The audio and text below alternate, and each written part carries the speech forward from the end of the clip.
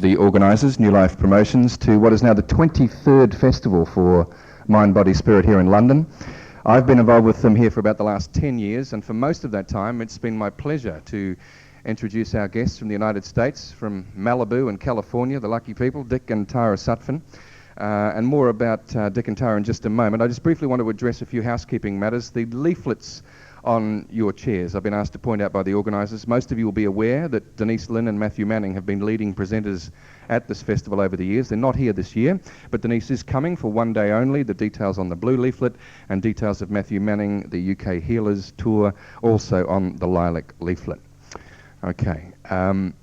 Also, housekeeping matters. The water at the rear of the room, as this is such a long session, there are 2 containers of water with more to replenish it, with plenty of cups. And we don't want anybody dehydrating. If you drink enough of that, you'll need the toilets. The ladies up the stairs on the 2nd floor, the men's further up the stairs on the 3rd floor. The restaurant closes at 6:30, so if anybody's really hungry and they don't have anything to eat with them, they might like to leave and get something, because there'll be no opportunity beyond 6:30 to obtain anything to eat. Dick will be taking a break, probably about 7:30, about halfway through, but that's entirely up to him. Also, if anybody's left anything in the cloakrooms, you need to retrieve it now, because the cloakroom will also close about 6:30, and you'll still be in here. Okay, Dick is a world-renowned past life therapist. He's the author of a dozen best-selling metaphysical books, many of which are represented on the stand here, and he'll no doubt refer to them, give you the opportunity to purchase them in the break or afterwards, and maybe even sign a copy for you. In fact, the title of this workshop is also the title of his new book. I think his lovely wife Tara is also going to be co-presenting this workshop. But look, I don't want to take up any more of their time. The one thing I do have to tell you is that this is being recorded on cassette tape, and you can obtain probably a double or triple tape set from first thing in the morning from Conference Cassettes. That's right down the bottom of the stairs by the lift well. But I want to take up no more of the time. Won't you please join me in welcoming our guests from the United States, Malibu, California, Tara and Dick Sutphen.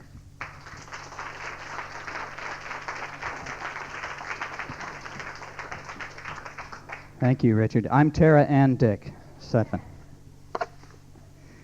Okay, thank you for being here, for committing 5 hours. You want to do this for 5 hours? All right. How many people already have a relationship with your spirit guide? I'd like to see, just to kind of orient where we're going. Not many. Oh, well, you can't have this. I mean, how many? Let me see. All right. Maybe about a third of the room. So. And the rest of you would like to have, correct? What are you going to do with that kind of power when you have that? Enjoy it? Enjoy the power. What else? What do you want to do with... why would it be of value to be in direct communication with your guide? Healing? Yeah. Guidance? Yeah. Anyone else? Transforming? Make it easy to make decisions? Okay. Very. Find out what your purpose in life is. Good. I can tell you your purpose, but God told me to come and tell you your purpose. But you want to hear it? Save a lot of time. Then you won't even need to stay for the 5 hours. You can just go home, and skip the spirit guide stuff. I always like to start out talking about our earthly purpose for just a moment, no matter what the seminar is. I'm pretty sure that we all have exactly the same purpose, and that's to learn to let go of fear and learn to express unconditional love. And when I talk about letting go of fear, I'm talking about all the fear-based emotions, the prejudice and the possessiveness and envy and anger and all of the repressive stuff, all of the negativity that we would face in our lives, and then all of the fears such as fear of commitment, fear of intimacy, and that's another long list, and all of our obsessions and addictions and all those things. If you want to know your karma, to me it's very simple. And this is based upon doing this work for over 20 years and involvement with an awful lot of people. And I see it repeated again and again and again.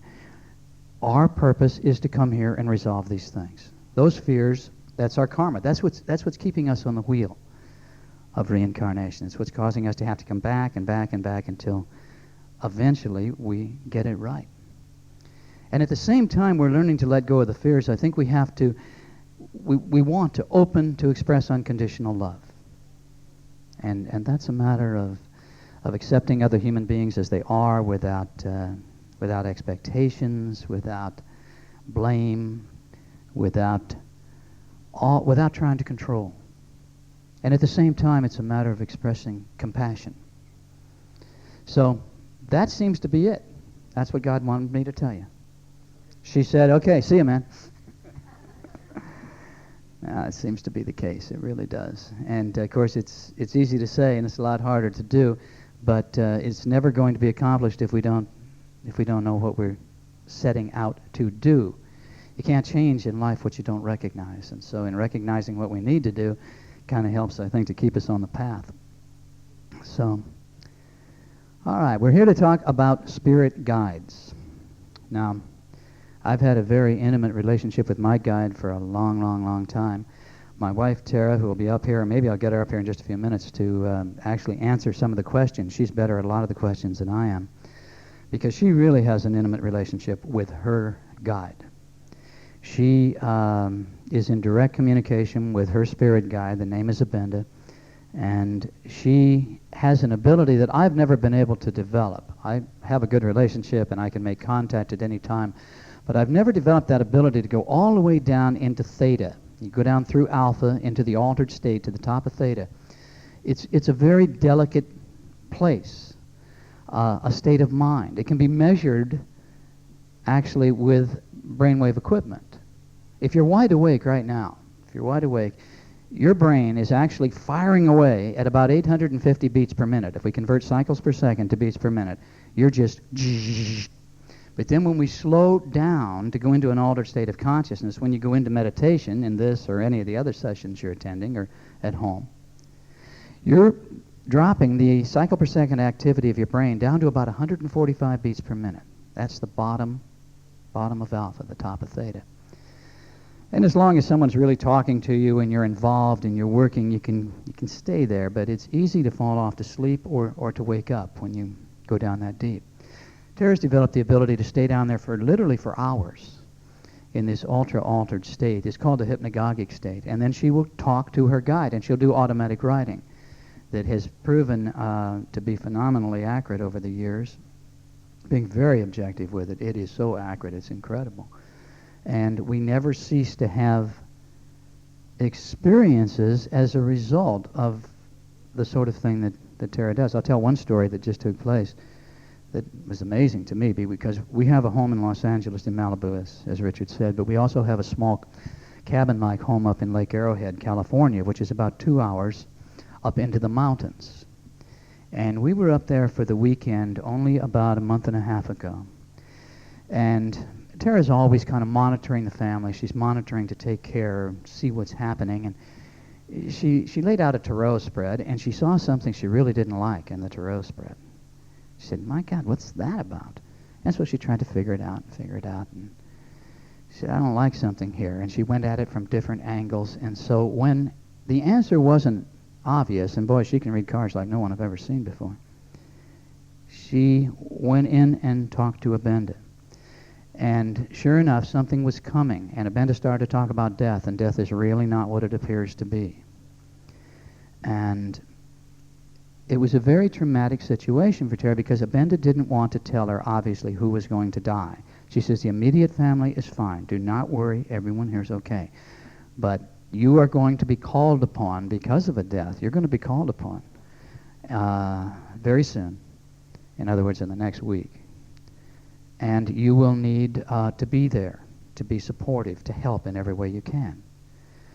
And this was on Sunday.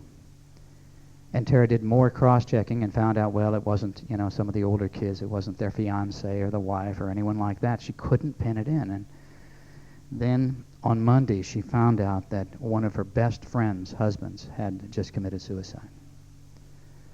And it all fit into place. Tara was called upon probably more than any of her other friends to be there for her and to help out. And she was so alerted, she had really kind of cleared the way for this to, for her time. Her time's usually just incredibly busy, but she knew that she was going to be called upon. Her spirit guide alerted her. I didn't really even plan to tell that story right off the bat, but it's a good example of the kind of communication, although in this case pretty negative, that you can have with your spirit guide. I've seen it. I've studied this. I've been writing about it for over 20 years. I see it again and again and again. It's very real. It's not unique. Every one of us can have this kind of a relationship. The new book, with your spirit guide's with your spirit guide's help, looking at the tapes, a lot of it takes place here in England and Scotland, a little of it over in Ireland. And it's an example of the day-to-day stuff, the day-to-day contact with the other side, and how Tara and I integrate it into our lives. And it becomes so much a part of your life that you integrate it just like you would anything else, like maybe watching the 11 o'clock news at night. If you have this sort of a concern, you ask here. You get your answer there. And it becomes a part of your life. If you have an emotion you don't understand, you can ask about it. Everything you feel goes back to some event in the past, something that's happened in the past. Any psychiatrist will tell you that, psychologist.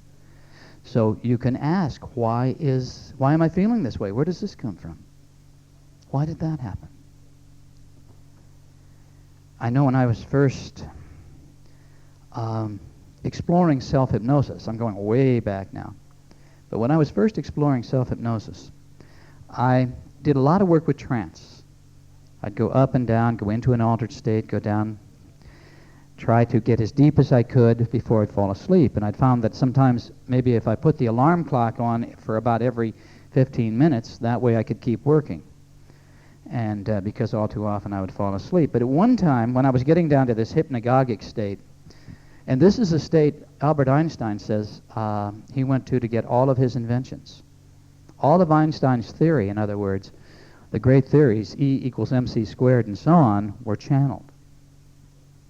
I don't even know if he realized he was saying it, but he said, I go to the hypnagogic state every afternoon. That means deep, deep, deep into hypnosis, and I am inspired with these ideas. So to me, he was simply saying, he was channeling the ideas from the other side. There's a man in California, his name is Pat Flanagan. He was the guy that started all the pyramid stuff many years ago. He lives on the patents. He has all these incredible things he's patented. They all are channeled. He has a guide, he calls him Mr. Kaspafaif, I believe is the name Pat's shared with us, and he channels all the information. Anyway, when I was down very deep in this early stages of exploring trance,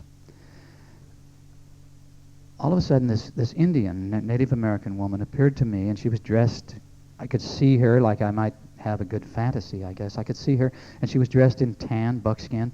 She had long dark hair. She was probably about in her mid-30s. And she said, I'm Nita, N-E-E-T-A. She said, I'm your spirit guide. And I had a little background before this in the concept of spirit guides, but not much. And so we got into a thought language conversation. And I asked, well, what do you do? What do you do? What are you doing to guide me? And she went on to explain that she was that little intuitive voice in my ear, that she was there to help me walk the path, the dharmic path that I set out to walk upon the earth. Now you ask about what is your earthly purpose. I contend we all share the exact same earthly purpose, but I think what you really want to know is, what is my dharma? In other words, what am I supposed to do while I'm here, in addition to letting go of the fears and expressing the love? Because dharma is your duty to yourself and to society. And we all have separate dharma. We have separate things that we need to fulfill. So what Nita was saying to me in this trance meeting was that she was there to be that voice in my ear to help me walk the path, the dharmic path, that I needed to walk in order to fulfill my destiny, so to speak, upon the earth. And she said, I had helped her in other lifetimes, in past lives. I had helped her. And so she was, in a way, repaying a debt, but at the same time, she was, I don't think earning points is the right way to say it, but she was also advancing because she was involved in spiritual work. So it was serving her as well as me. And I know that according to her, and I seem to have verified it in many ways, but when you go to sleep at night, you leave your body and you work with your spirit guide on the other side. And she said we accomplish a lot on the other side at night when you're out of body. So whenever I go into a deep altered state of consciousness, I will see my guide. Because it's been set up that way. I desire it. If you wanted to go into a deep altered state and not see your guide, I'm sure that would be very possible too. But I like that idea. I want to have that contact. And I know people have suggested, well, it's just your imagination. When you're talking to her, you're just thinking to yourself. And that's always a possibility, I suppose, that were the case. But as with all subjective explorations, you have to judge by the result. You have to look at what you've learned from your guide or the directions you've been told would serve you. Was the advice valid? Was the warning reliable? Did the encouragement that I received help me to do a better job? And the answer for me is yes, yes, yes. Yes. So I will judge by the results. I am in contact with the spirit guide. There is someone there. I have no doubt about this. Our guides have been very accurate about the future, and they'll never tell us exactly what to do. The example I just gave with Tara, that's a perfect example of the future. She's not going to tell too much. Later, Tara was upset. What if she'd have known that it was Stuart that was going to cross over? Could she have warned Mary? Could she have stopped this event from taking place? And Abenda's response is no. It was set into play. That was going to happen. Nothing was going to change that. So Abenda could not tell her. It had reached that point where it could not be changed. Now, Tara's an esoteric astrologer. She takes it so far and so deep and beyond what anybody else could do. I've never seen anybody that takes it into the realm she does. But she also saw that his entire life was converging for this event at this point in time. There were a dozen major factors saying, whoa, this is going to happen. It was destined to be. Absolutely destined to be. If you have an astrologer watching over you to that degree, I don't know why. I think Princess Diana, had astrologers watching over her. I don't know why they didn't see what was coming, because any good astrologer can see it in the chart right now. Our office astrology chart that prints out, not detailed, but it's a computer printout, said don't get in the car this day, whatever you do. So you combine, anyway, I'm getting off track. When you combine astrology with spirit guide help, you really have tapped into a whole different realm of reality. Reality just takes on a different dimension, I guess, a better way to say that. So before I talk with a group of people, I always talk with my guide. I try to go off for just a few minutes and talk with my guide, and I visualize how I get there. I go to this place, this laboratory where she is. There's also a lot of people who share my Dharma. It seems it goes back to a lifetime, from what I can gather. It goes back to Teotihuacan, very important metaphysical lifetime. And these people, a lot of people seem to share the same dharmic goal of communicating metaphysical ideas. And so there'll be huge groups of people there with me oftentimes. It's a little bit like a football rally or something. Everybody's getting jazzed up to go out there and do a good job. They're getting me jazzed up to go out there and do a good job. So I visualize myself in an altered state of consciousness. And I'm telling you this a bit because you're going to be doing these things in just a few minutes. I visualize myself in the altered state, just sitting in a chair beside Nita. And our communication is via thought language, which is one of the oldest meditative techniques on the earth. I have a book that's written in the mid-1800s that talks about thought language. And it's a matter of I ask a question with a thought, and then I listen to the returning thought as an answer to the question. And after as many years as I've done this, I trust the fact that returning thought is being guided by Spirit. And I've learned to trust it. I've learned to trust him.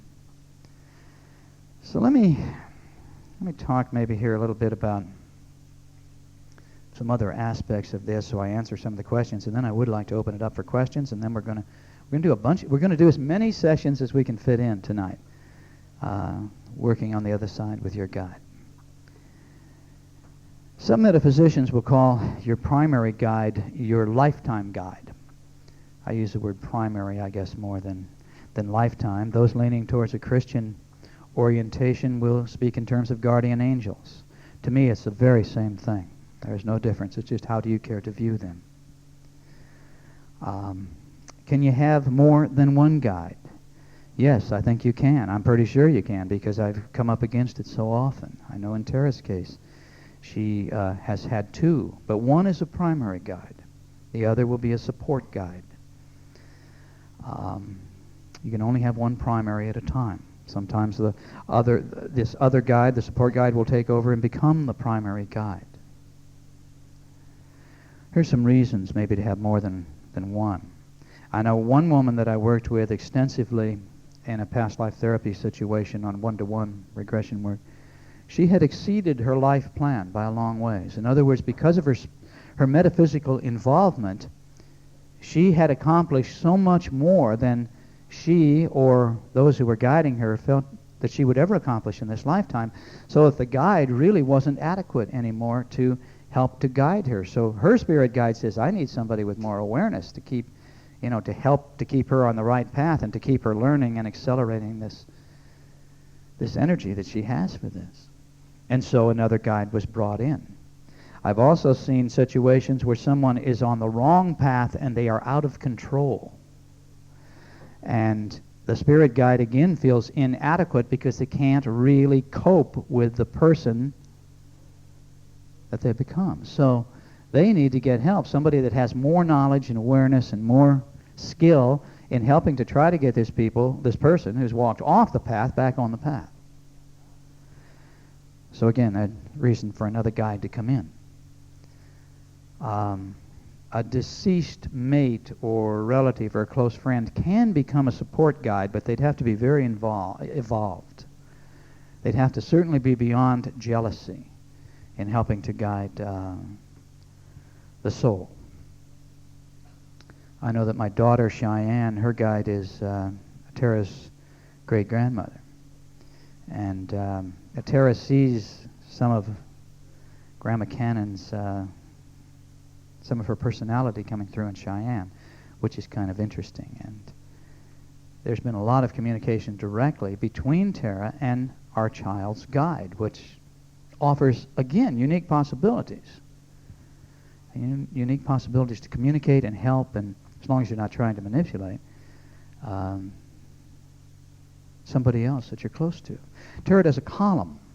The column is in our magazine, and it's very popular. It's the most popular thing in the magazine for sure. And what she does is she answers the letters of very troubled people. People will write to her and say, why me? I'm having these awful things happen in my life.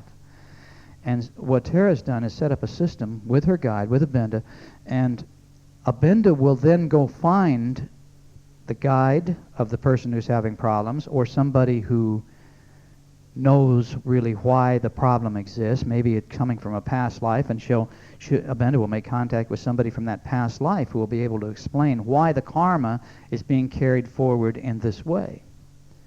And man, the number of verifications we have had where Tara will say, well, your father's on the other side, and he's trying to explain it by this, and your father says this, and then it'll turn out the person will go back to Tara and say, oh my God, that's what my father always used to say to me when I went to bed at night. So we'll have these verifications that show that this is real. It's based upon something that actually happened. It's based upon real karma. I know Tara's meeting her guides. I was with her when she first met her guides, although she'd met them before, but it was early in our relationship, and we were in Sedona, Arizona, where we conduct a lot of seminars. Sedona is an energy vortex site. It's an amazing place. There is so much energy coming out of the earth. It enhances all energy. So it's nothing specially psychic about these vortexes, but there is definitely, they definitely enhance psychic ability as well as every other kind of energy. They enhance your physical energy, your sexual energy. All aspects of energy are intensified in this place. And so we were there and we were conducting this seminar, and we send all the participants out on Saturday afternoon, and they go out into the vortexes so they can meditate or use the various techniques, the occult practices, to explore in these various vortexes around Sedona. And so Tara and I went out and we found a dry wash, which is very smooth because water's been running through it for 1,000,000 years, and we laid down and we held hands. And when we came out of the self-imposed meditative state, self-hypnosis, meditation, whatever you want to call it, she said she had met her guides. She had met a woman who was her primary guide, had been, and her name was Francois. And she was a real happy-go-lucky, kind of giggly, fun person. But there was this other guide there with her, and the other guide was named Abenda.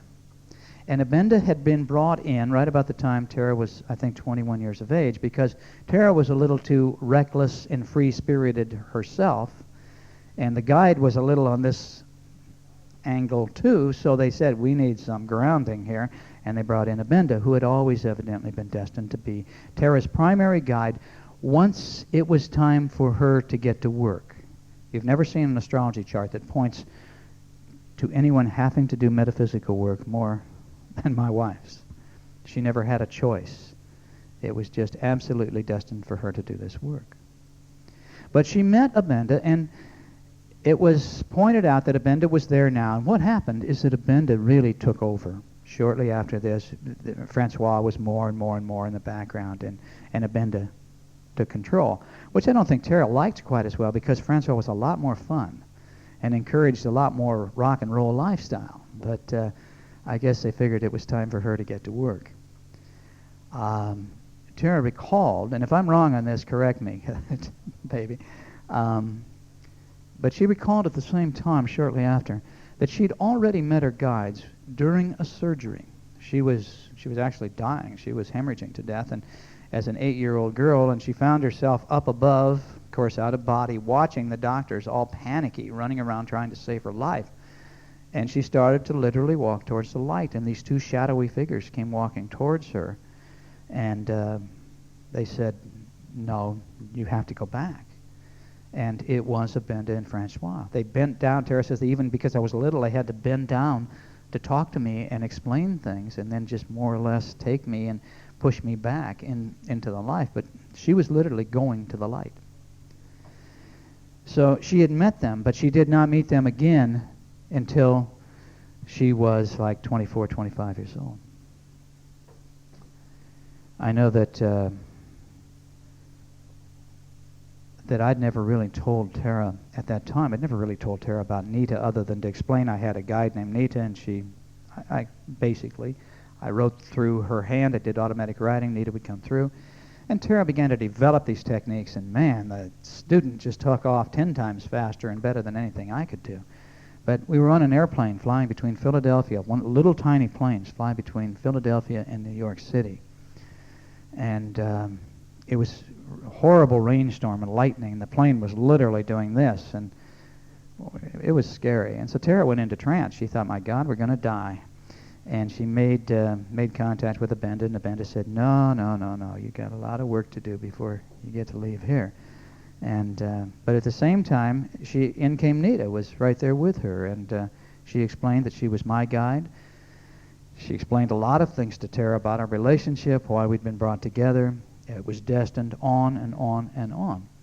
And upon awakening, she told me what Nita looked like. And it was exactly what, of course, I'd been seeing for many, many years. She was perceiving and directly communicating with my spirit guide.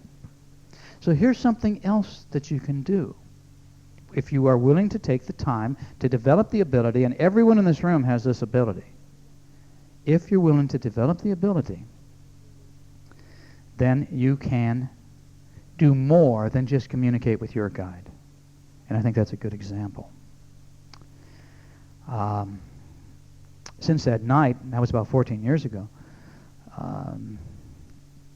Benda or Anita oftentimes comes to Tara during automatic writing. Tara will be asking questions about something, maybe it involves me, and Nita comes through and will answer.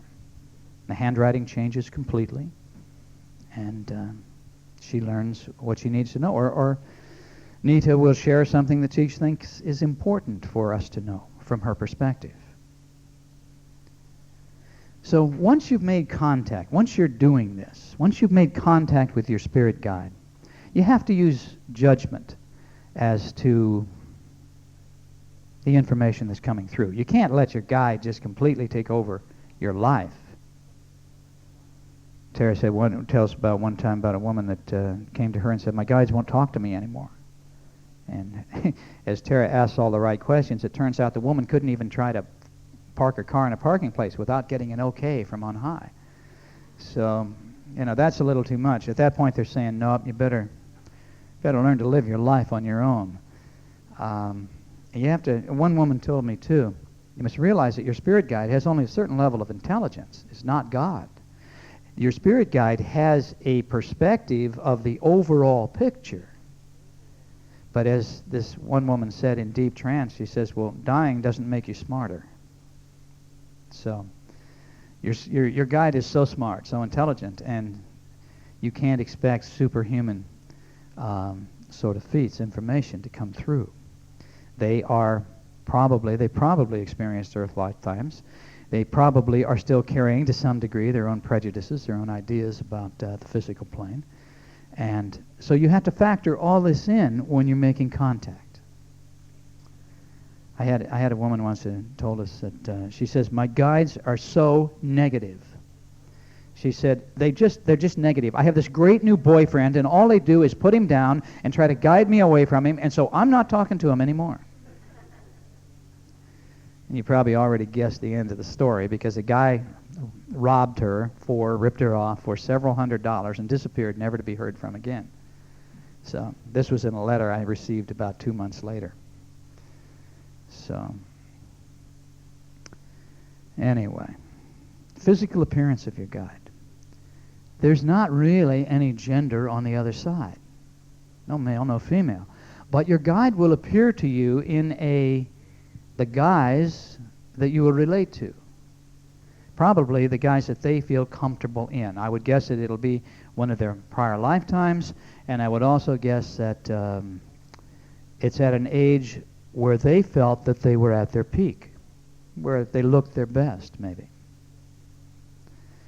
Cross over the other side and get younger again. So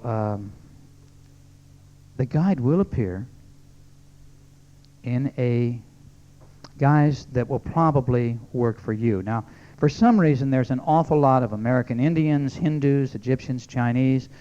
I don't have any answer as to why, other than the fact that maybe they personify wisdom and people are more likely to accept them.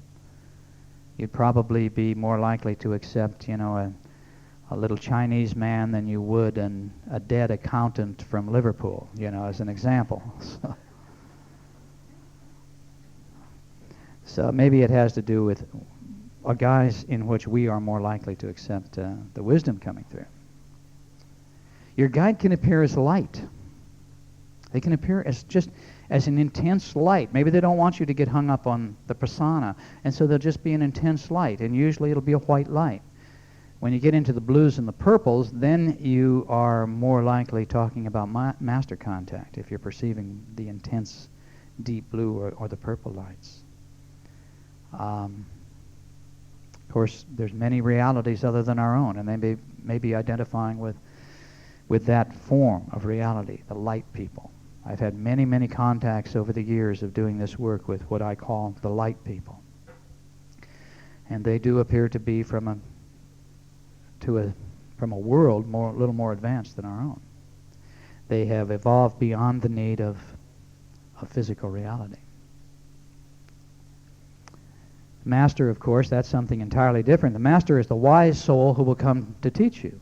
I know most of you already know these things, but I think I should cover them 1, 2, 3, 4. Yes?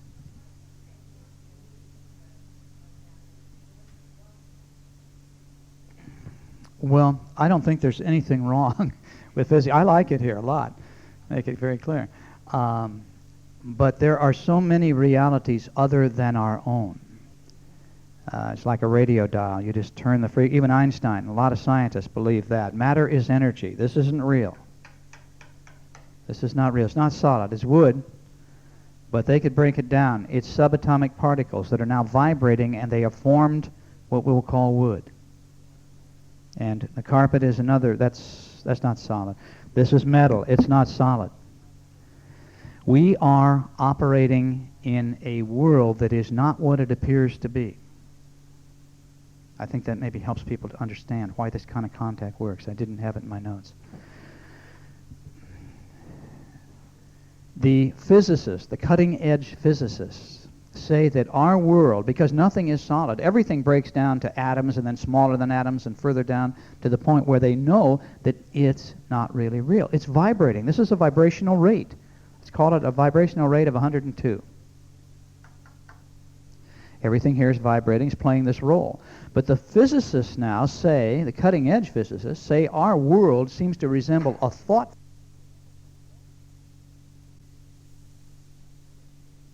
squared. When Einstein came up with that theory, he proved that matter is energy. Energy is non-physical in nature. It's non-physical. This is matter. That's not solid. That's non-physical. So, what it comes down to is here we are. We're playing this role, this game right here now. But Einstein and the other scientists felt all you had to do is twist the dial a little bit, get to another vibrational rate over here, and you had another world, and another world, and another world, and they're all coexisting simultaneously in time, and time isn't what it appears to be. So we are here playing a game. The Buddhists, the mystics have always said that we live in a world of illusion.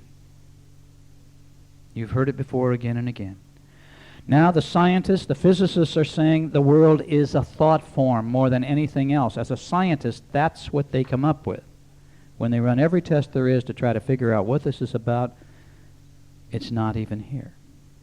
So it seems to me that the mystics and the scientists are in perfect agreement.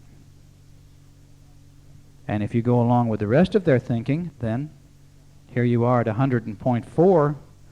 Now, you have another world, another world. Maybe this is a world where we are learning to deal with certain things. Maybe there's another world where we've evolved beyond most of the lessons of this life, and we don't even need the physical to evolve further. But they're still working on other lessons. Seems to me to be so. And so it's not really better or best or worse, but it is a matter of evolving, and evolving to the point where maybe we're not having to work on all of these fear-based emotions that most of us are trying to deal with here. And so where's your spirit guide? Your spirit guide's simply vibrating right over here. Same space, different vibration. We don't see the spirit guide because the spirit guide is vibrating at 100.3. We can't see past 100.1. Do you see? But they're right here. When they talk about the fact there's no such thing as death, we're still right here. It makes sense when you start to put it together like this. They are literally still right here. It's just within a different dimension of time and space. And even time, probably, we know time isn't what it appears to be. Time may have not 2 dimensions, but 3. And so that says that things don't have to happen simultaneously in a string. Time may be a cube. Time, we can step out, a psychic steps out of time. When Tara and I do our Sedona seminar, we prove to people they can step out of time all the time. So we're here, though, playing a game. We've decided to come here. We've come here for one reason, and that is to learn. Now, do we want to use the time we have to maximize? Maybe I had a metaphysical teacher once who said, if you were to really apply yourself and do everything that you knew that you could do, you could advance many, many, many lifetimes in the one lifetime you have, if you decided to focus upon what you know to be what you need to do. Vibrational rate. You were born with a vibrational rate that you earned in the past. You've lived a lot of lifetimes, lots and lots and lots of lifetimes. And as a result, a cumulative result of those lifetimes, you have a vibrational rate. Let's just say it's 100. Now, how do you live your life? If you live your life being kind, compassionate, loving, caring, I would assume you're going to increase your vibrational rate, maybe quite a bit. But if you're hostile, angry, if you hurt other human beings, if you try to control other people, I would assume you're going to reduce your vibrational rate. So you will cross over at death, and you'll have lowered your rate. You will not have served yourself at all in coming here. And then when you die, on the other side, you will go up to whatever natural level, wherever you are comfortable. You will go up as high as you can go. Let's assume there are 7 levels, like almost every metaphysical teaching, almost right across the board. It's one of the few things they agree upon, that and reincarnation. But there are 7 levels on the other side, and those levels are broken up into multi-levels. But you're going to go up to that level where you feel comfortable. The 7th level would be the Godhead, divine mind. Then all the way on down here to the lower levels where you really don't want to be. They're going to be like a ladder down in the well. They're going to be cold and damp and uncomfortable by comparison to climbing out of the top of the well into a beautiful, beautiful day. So where do you belong on that scale? You can't go higher than your vibrational rate, because if you do, you will not be able to take the intense vibration. You don't want to go any lower than your vibrational rate because it's nowhere near as comfortable. You don't like it down there. You'd rather be up here. So you go to where you naturally belong. You go to where you naturally belong. So, we're talking about energy and vibration, and that's what it all comes down to. All comes down to energy and vibration. Letting go of fear. The fears, as some people say, I like to say it myself, that all your fears are delusions, and they are. They're the result of programming from your past lives and your life up until right now, but they're not real. They are delusions. And so if you really want to summarize your earthly purpose down, make it real, real simple, it's 4 words. Cast away your delusions. Cast away your delusions. Cast away your fears. Cast away your ideas about what this is really all about, and bring it down to the point of what it is all about. You are a spiritual being. You are pure love. Beneath all of the programming, I like to think in terms of the programming as like being a mummy, and you're wrapped up in the anger from that lifetime back here, and the hostility over there, and what they did to you from that lifetime, and they're like fears are just wrapped around you like the mummy. But if you peel them away through your spiritual searching, and through contact with your guides, and through compassion and caring, you can remove all of these wrappings, these fear-based wrappings. You find a being of pure love, totally self-actualized. But for some reason we chose to come here, and we acted with intent, and thus we created karma. And in creating the karma, we entrapped ourselves, maybe purposely, so that we would advance our energy. Maybe by accident. But it seems to me what has happened. Now the only way to get off the wheel is to resolve these fears that are keeping us earthbound so that we are freed to go on. And go on to what? I don't know. Maybe to the next step. Maybe to the next radio station over here. Seems to be so. Now let me tell you a couple more things here very quickly, and then I want to do a session, or have Tara come up and do a session. I had somebody once tell me he replaced his guide. My reaction to that was, huh?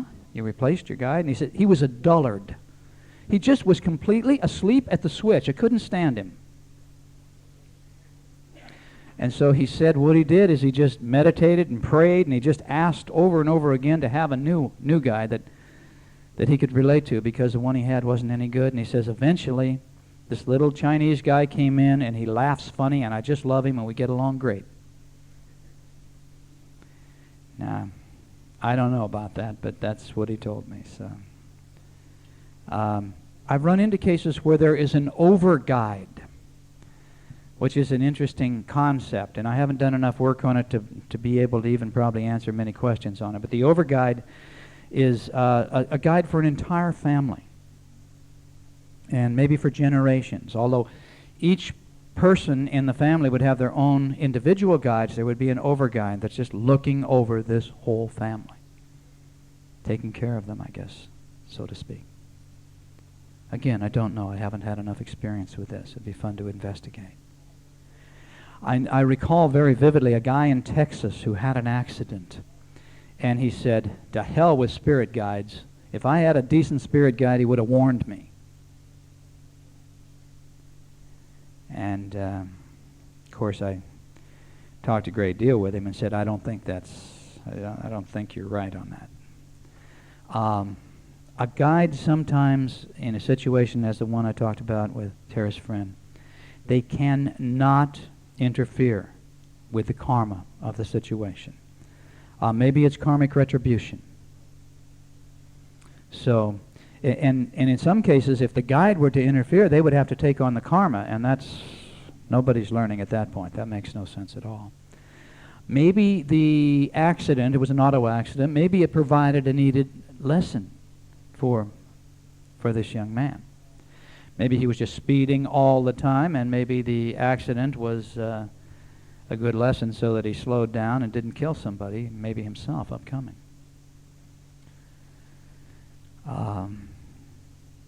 Maybe he needed to he was in the hospital for several weeks. Maybe he needed to be in a helpless situation where he would have to accept help, assistance from other people.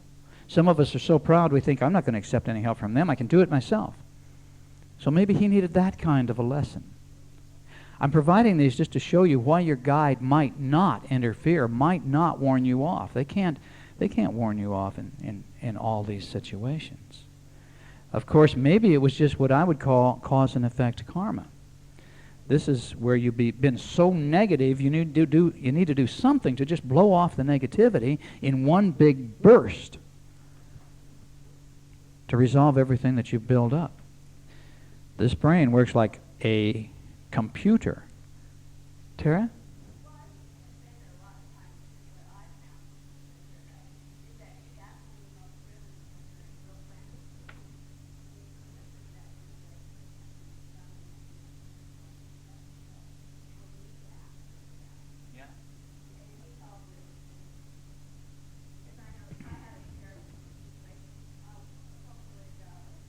Come on up here. I want you to answer questions because I want to open this up to Q&A right now anyway, and it's perfect time to there's a microphone up here, and then I won't have to repeat and get you up here real easy. This is my wife, Tara. She's one of the best, She's one of the best psychics I've ever seen in my life. Why don't you want to have the chair out here?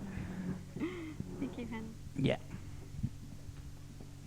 Anyway, what I just wanted to say was I had an experience probably, I don't know, about 8 years ago or so, where my son was just learning to drive. He was 16, and it was really raining. We were on our way to a medical emergency with my father, who was in Northern California. He really wanted to drive, and with it pouring down rain, I finally said, okay. My brothers were in the car. I had a big Bronco. I felt okay. We were singing at the top of our lungs the Beatles songs, and I'm sitting in the back seat, and all of a sudden I can hear Benda screaming at me that I need to have Willie go off the off-ramp. So I said to him, Willie, you have to go off the off-ramp, the next one now. And he was giving me grief, like, I'm okay, Mom, I can drive, I'm fine. And I said, no, you have to go off now. Please do it now, getting in my mom mode. And so he goes up. We sat up at the top for maybe about 5 minutes, and just as we came back down, there was a semi clear across the road. So I thought, and they had been next to us, not too far back. So we might have been involved in that accident, which I thought was really interesting. Probably gone around the corner and gone right into him. So. Yeah. So, that's when the time is. I think that you can hear your guides when you're in a frantic state, or when you're listening, to take that. And it wasn't for you to have that accident. They No. stepped in and stopped that No. accident maybe from happening. too, We were so. already going through. Questions, or Done. anybody have questions you'd like to ask right here that you can ask Tara, or, yeah, man.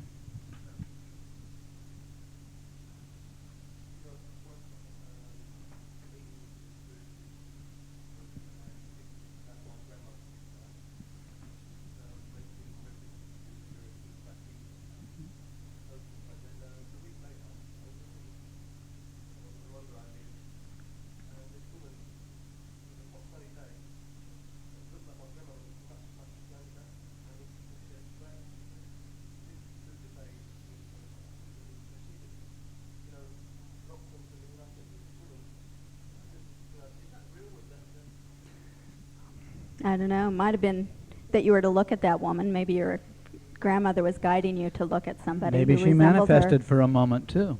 Those things happen. Yeah, were you in deep trance, maybe? Had you been driving, or... Were you... Yeah, sometimes if you're in trance.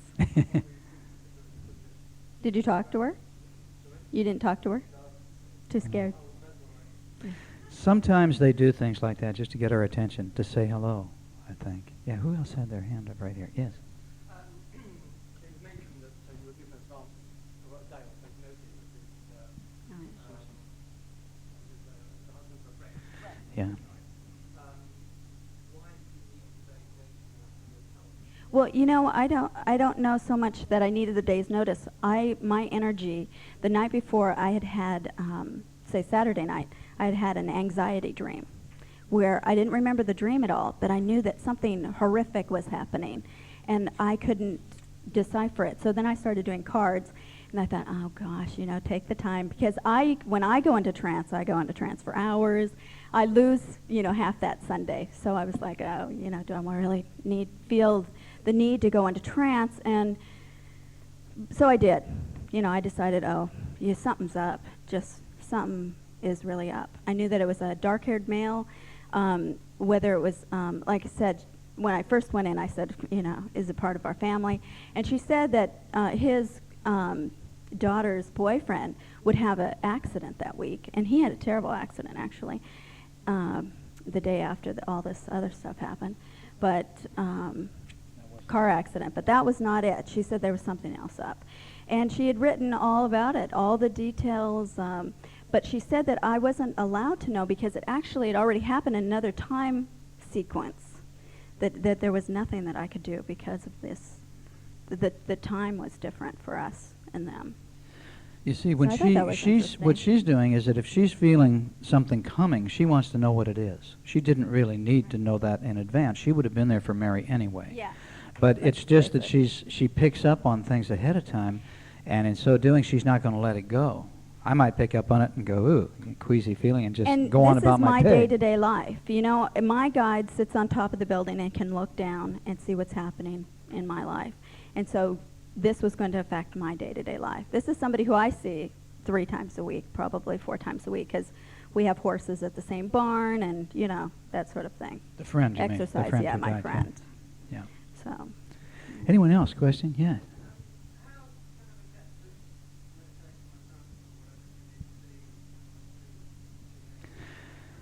You can be I'm a very light level subject, and I don't go down deep at all.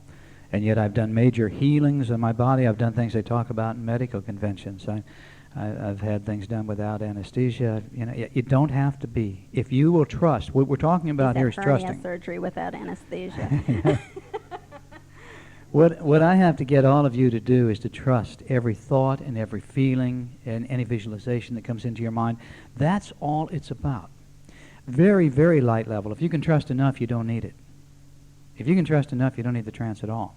It is trust with a capital T. It's a huge word, and people just don't get it. Sometimes they'll do 20 sessions before they'll say, oh, you mean just that thought that came into my mind at that point? But it's when you start listening to that and when you're willing to accept it. The best psychic in the land is going to ask a question and then wait for the input to come back to them. Now, it's going to probably come in as a thought. Maybe they're going to see a symbol. Maybe they're going to hear a little voice in their ear that's just the same type of voices you have in your ears all the time. But they've learned to listen and they've learned to trust. Ingo Swann is probably the best psychic in America. He's the one that created the remote viewing that went on. Our government spent millions of dollars for the projects, for all the psychic spying projects. Ingo, when he was still working at Stanford Research, or working with, he never worked for, Stanford Research Institute, was at my home one night for dinner. And it was a wonderful chance to talk with him. And I said, what are you doing right now? And he said, well, right now they've got me sitting over here in the corner, and up there on a ledge they will open a book. They will open a book, and I'm supposed to read it. And I said, well, can you do it? And he said, it's not easy, but I can do it. Now, you've probably seen in the books pictures of Ingo sitting beneath a ledge where they had big symbols painted. That was the early work they were doing with him. He got those all the time. And then he started reading the book. But now he doesn't even go into trance. He sits there, he likes to smoke big cigars. He sit back, light a cigar, and go, well, let's see, the words are. And he's not astral projecting. He is trusting that his mind can jump from there to there. You all know the difference between remote viewing and astral projecting. And he was very slowly, painstakingly reading the book. So that's a lot of trusting. But there's no little red light that's going to go on in anybody's mind here that says, this one's from God. This one's from your spirit guide. Doesn't happen that way. It happens, you ask for the information, now you listen to what comes back in.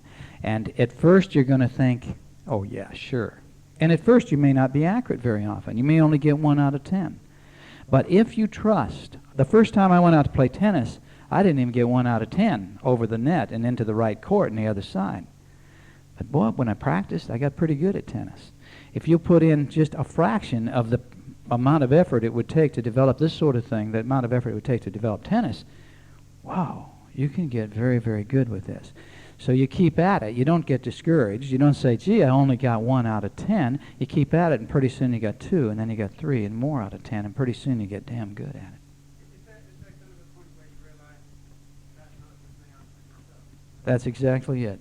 That's exactly it. That's the point. Now, but it takes time to tune it.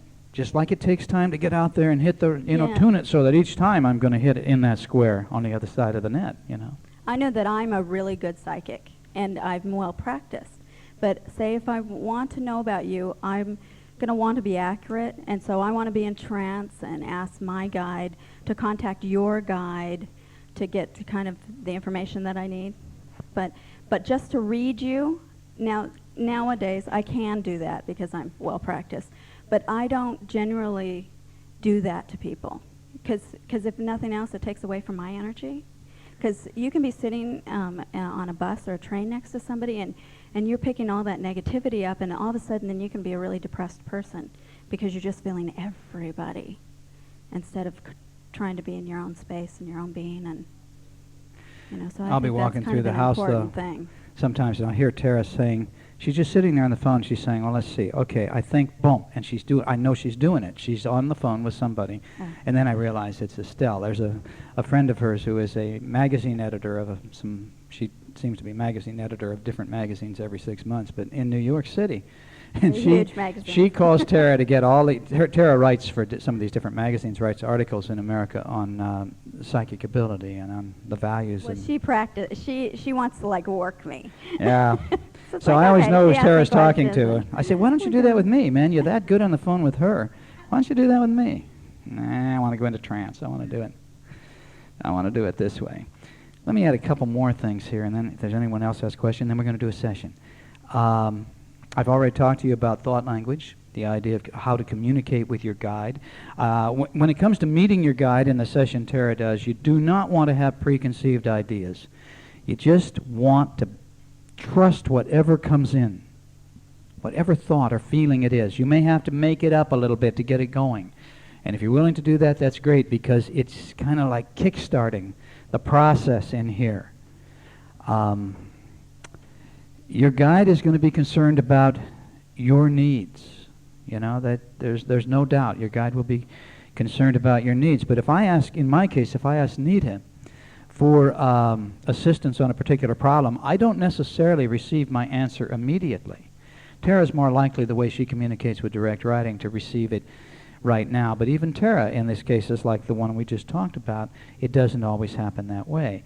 I will find that my awareness, after I've asked Nita for help in a particular area, I might get it in a dream. I might get it, I might awaken. Oftentimes I'll awaken and the words will just be in my mind. I've had some phenomenal, I don't want to take the time to experience, but man, I have had some phenomenal experiences of just awakening, and here's the words in my mind, and it's solved what I was seeking to know. So you got to realize that it doesn't necessarily come directly, but everything speaks to you. Everything out there speaks to you. It could be if you're open to listen and to observe. So if you're looking for a particular answer, it could come in the form of a road sign that seems to stand out. It could come as a passage in a book or a line in a song. You could find a heart-shaped rock while you're walking along, and here's a way for your guide to say, hi, here I am. I'm communicating with you. With Tara, she finds big raven feathers. And we will find them in the damnedest places. It's where Abenda wants to say, hey, hi, I'm here. We were out walking in Ireland, an incident I talk about in the book. We're out walking and we find a dolmen stone. And it's like this wonderful gift. I mean, we can't wait. We're climbing over hedgerows to get to this lone dolmen. They're everywhere for you guys.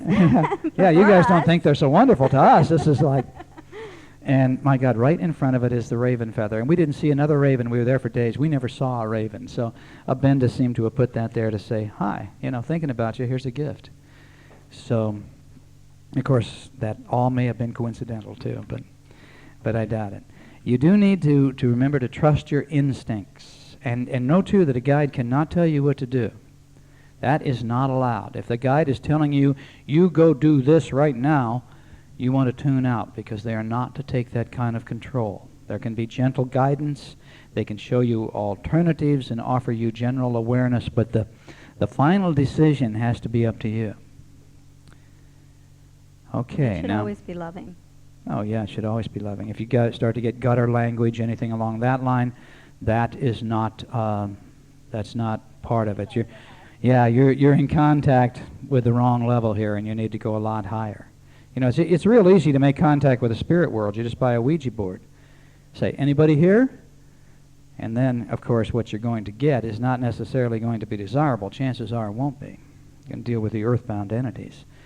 So in this session, you are going to meet your spirit guide. Now, it's going to be important to you, and she's saying it's that time, to simply trust what you feel, to trust what you see with your inner eyes. Now, we'll do several sessions, so you'll have more than one chance, but I want you to just be so open to what you perceive at this time. Yes?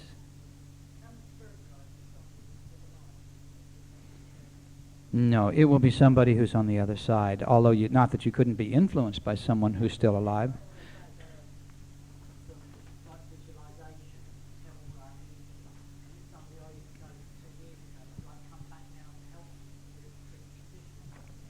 Right. Well, it could be. It could be that it's not a spirit guide, but it's not, we've all heard the Sai Baba stories.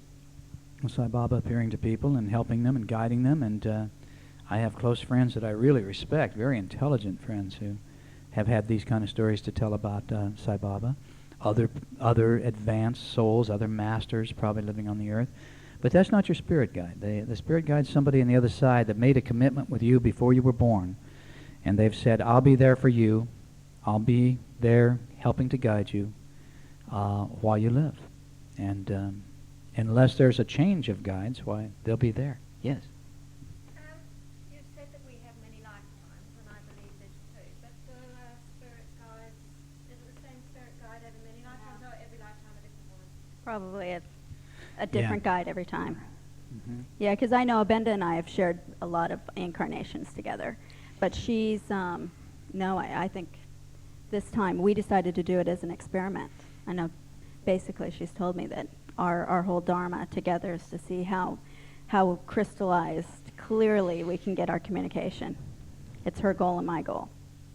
And last year after the festival, we spent 10 days in France looking at graveyards, trying to do the research on the Yeah, fact for she's their filled me shared all about herself. incarnation, because Yeah. Abinda had given her all this information about the life that they'd shared and where they, and we were able to find a great deal of this driving around France. It was just insane, you know, driving around looking at graveyards, records. But they lived to get, you know, this was after the French Revolution, right after, and all these incredible details that have come from the other side, and it seems to be so. We were able to document a lot. So oftentimes your guide is going to be someone that you've shared a lifetime with. Chances are you know your guide. Your guide and you have shared intimate times in the past. So, all right, do you want to? Yeah, everybody want to get comfortable? We're going to do a meditation now. I'd like everybody to do some deep breathing maybe ahead of time to get ready. You know how to do that, right? I mean, this is the festival. You've been to so many of these things. Deep breath in, hold it as There's long a few as you places comfortably if, can. somebody wants to sit along the sides or lay down. You can even, there's enough chairs in the back if anybody wants to lie down. You can get really comfortable.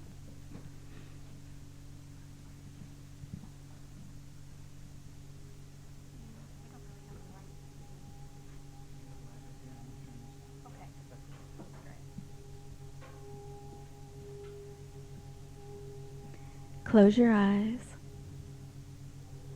and make yourself perfectly comfortable. Just completely relax. Breathe deeply and relax completely. Breathe through your nose and exhale through your mouth. Very deeply, very, very deeply. And feel calm and peaceful, relaxed and at ease. Calm and peaceful, relaxed and at ease. Breathe deeply and relax completely. Breathe through your nose and exhale through your mouth. Very deeply, very, very deeply. And feel calm and peaceful, relaxed and at ease. Calm and peaceful, relaxed and at ease. Breathe deeply and relax completely. Breathe through your nose and exhale through your mouth. Very deeply, very, very deeply. And feel calm and peaceful, relaxed and at ease. Calm and peaceful, relaxed and at ease. And now, imagine yourself outside in the country on a clear summer night. The sky is full of stars, and it feels good to be here. You feel safe and secure as you look up at the blanket of stars. You hear the sounds of the night. Imagine this very, very vividly. Be there.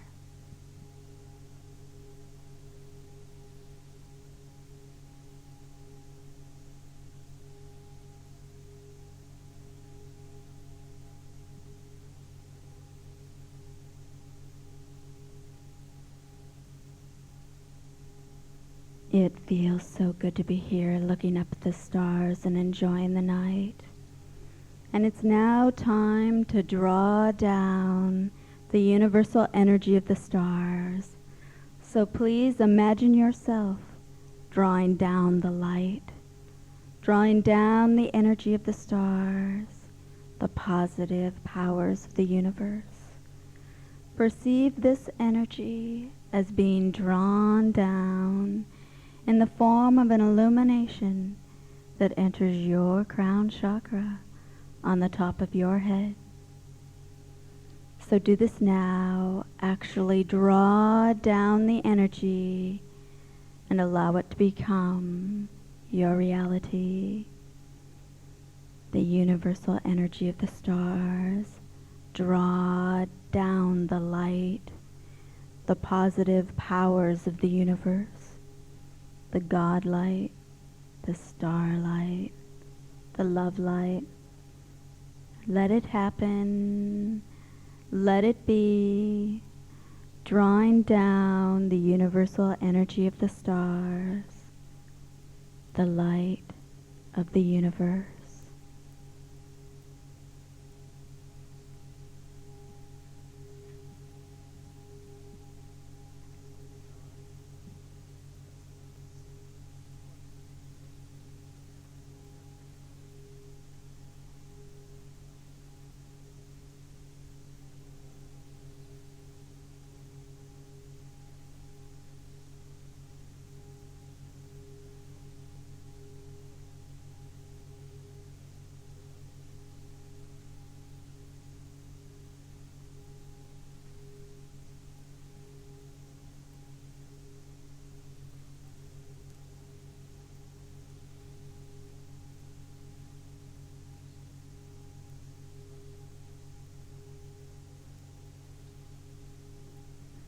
And you are now filled with light.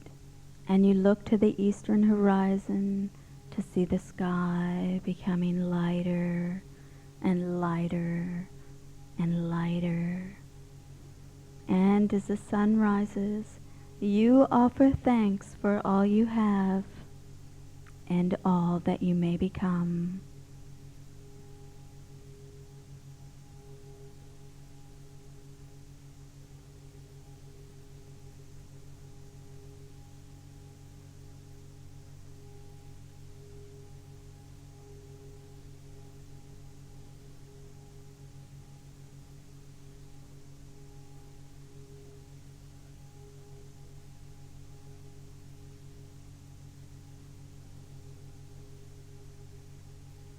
And the sun is now above the horizon, and it feels warm on your skin, energizing you, filling your body to overflowing with light and energy. And you notice a trail off to your left. It's time to follow this trail, off into the trees, and you sense the coolness in the shadows. And you inhale the rich scent of the earth.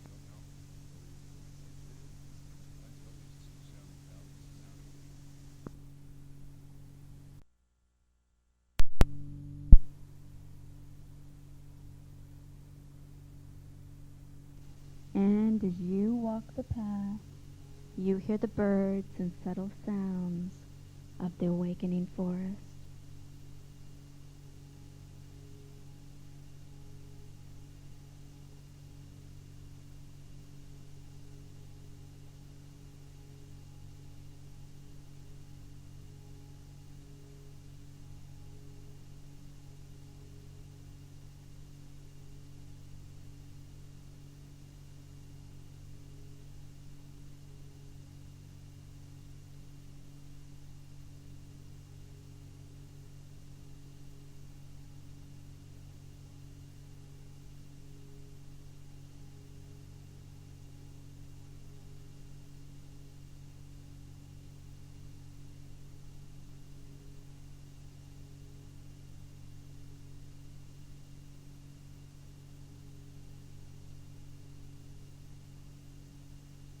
And ahead of you the path becomes brighter as it widens and opens into a beautiful meadow.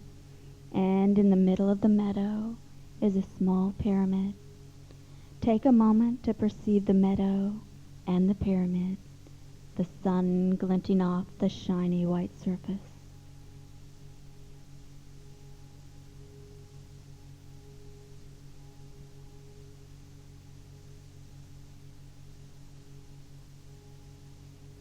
And you decide to cross the meadow to the pyramid. So go ahead, approach the pyramid, and as you get closer, notice the etched crystal door. Beautiful symbols glisten from within the depth of the crystal. You reach out and touch the glass. Open the door. It swings inward. and you step out of the sunlight into the cool, dimly lit pyramid. The smooth walls are decorated with mystical power symbols, and in the center of the room is a meditation pillow, illuminated by a ray of luminescent light emanating from the apex of the pyramid. Take a few moments to visualize this environment.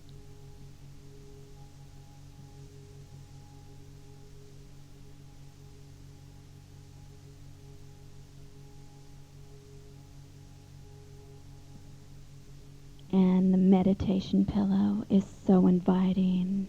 You decide to sit down upon it. So go ahead, sit, straighten your spine, pull your head back, and feel the light coming down from above, entering your crown chakra of spirituality. There's a tingly sensation as the light emitting from the apex enters your crown chakra and begins to flow through your body and mind. Feel the light and know that you are beginning to radiate the light. You sit upon a meditation pillow within a pyramid in the middle of a meadow, and you're at home, more relaxed and at home than you've ever been before, relaxed and at ease, and you sense the light is taking you deeper and deeper within yourself, deeper and deeper within, within, deeper and deeper within, deeper and deeper, until you reach a place you've never been before. Deeper and deeper until you reach a temple,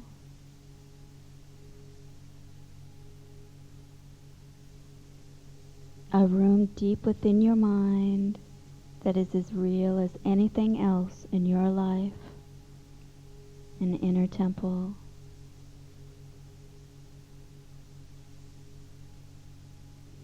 And it's time to imagine this room very, very vividly. Visualize the size and shape of the room. Perceive the decor. And create a large picture window that looks out upon an environment that brings you great peace. The idea is to create the perfect inner temple room, the perfect place to retreat from a hectic world, to recharge and reaffirm your faith in yourself, the perfect place to meet and work with your spirit guide. So take some time to arrange the special room to your liking. Create the ceiling and the floor. Create the furniture and a seating area.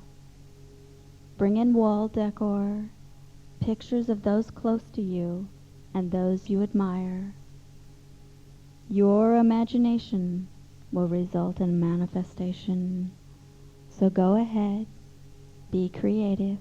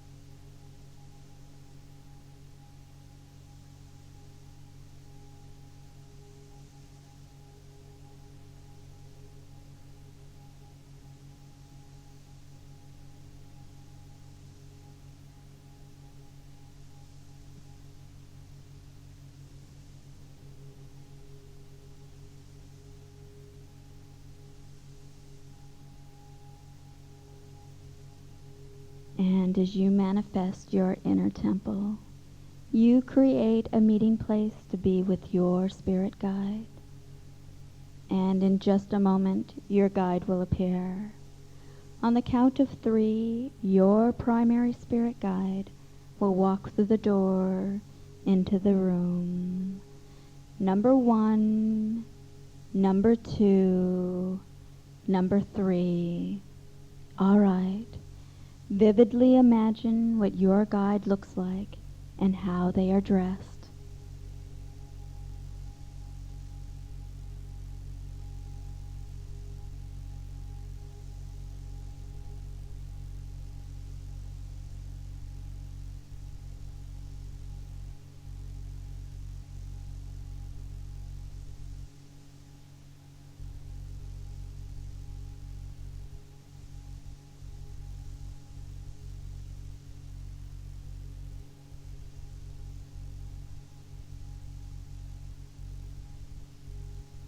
And if you haven't already done so, it's time to ask your guide's name.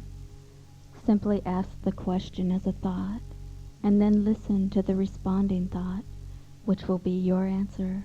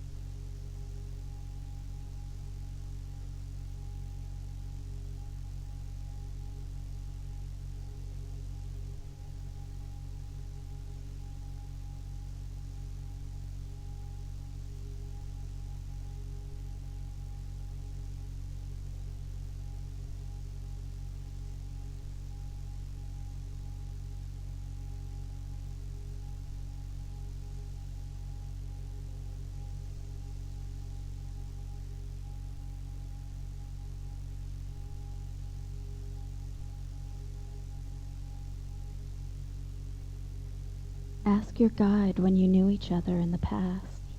Have you shared incarnations? And ask why your guide has chosen to guide you in this life. Use thought language to communicate.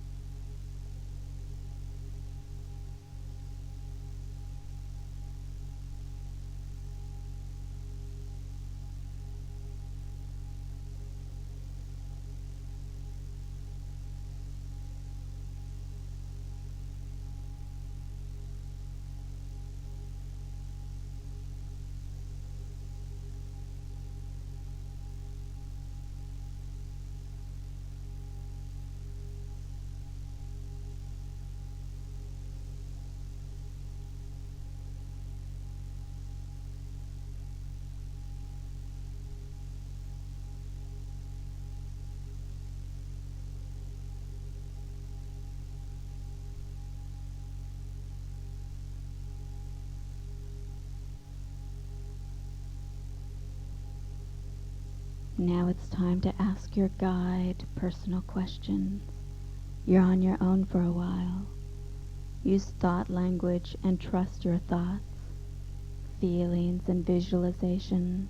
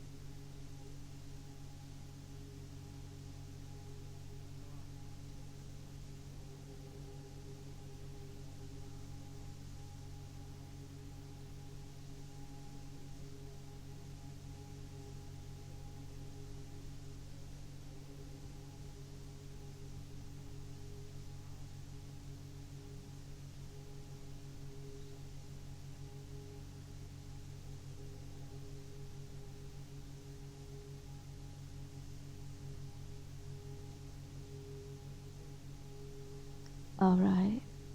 It's time to come on back now. So reach out and touch your guide's hand and tell him or her how much you appreciate the assistance, the guidance, and explain that you will meet here again in your inner temple very soon, if this is acceptable to your guide.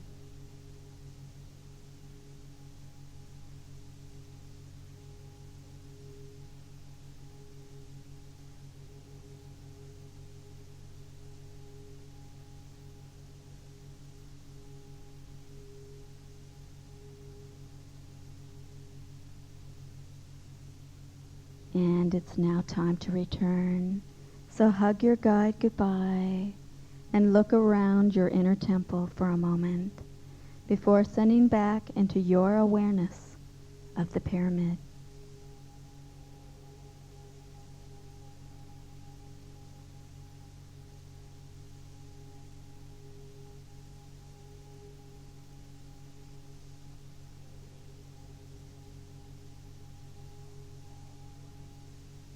And with expanded awareness, you look up to the light emanating from the apex of the pyramid. And as you do, you feel yourself ascending, coming on back, ascending, coming on back. And on the count of 5, you will awaken and be filled with joy, at peace with yourself, the world, and everyone in it, and remembering everything you experienced in this peaceful meditation. Number 1, coming on up and remembering everything. Sense an expanding spiritual light within. Number 2, coming on up, at peace with all life.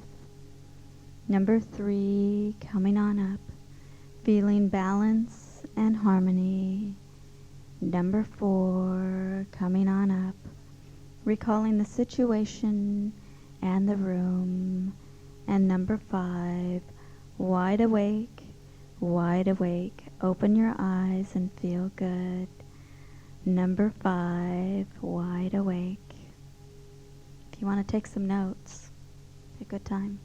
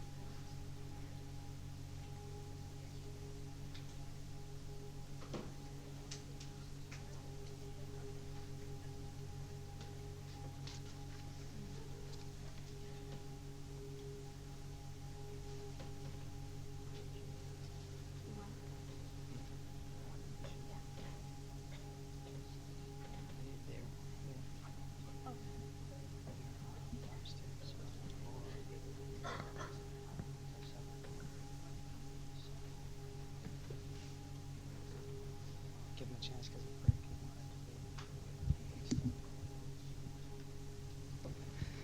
Okay.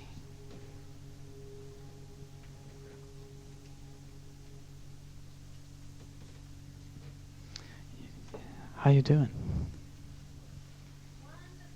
You all look stoned.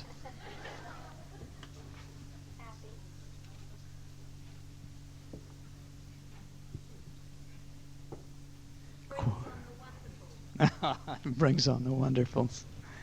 Anyone have any questions that they'd like to ask at this point? I feel as though I went very deep, but I did get some useful guidance. Is it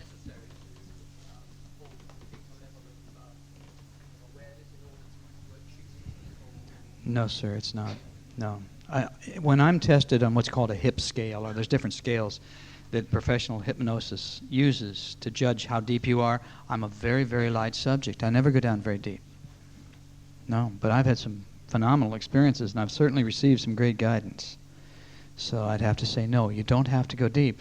But when you don't, it's easier when you go deep to trust yourself sometimes, because often everything becomes a little more vivid, a little more intense. So no, please just trust yourself. And if it wasn't as successful as you want it to be, then trust again. We're going to do it again, and we'll do it again. And you will make the contact that you'd like to have. Any other questions here on this? Yeah.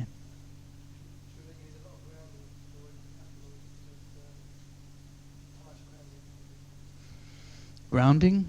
Explain to me what you feel grounding is, because I'm not so sure.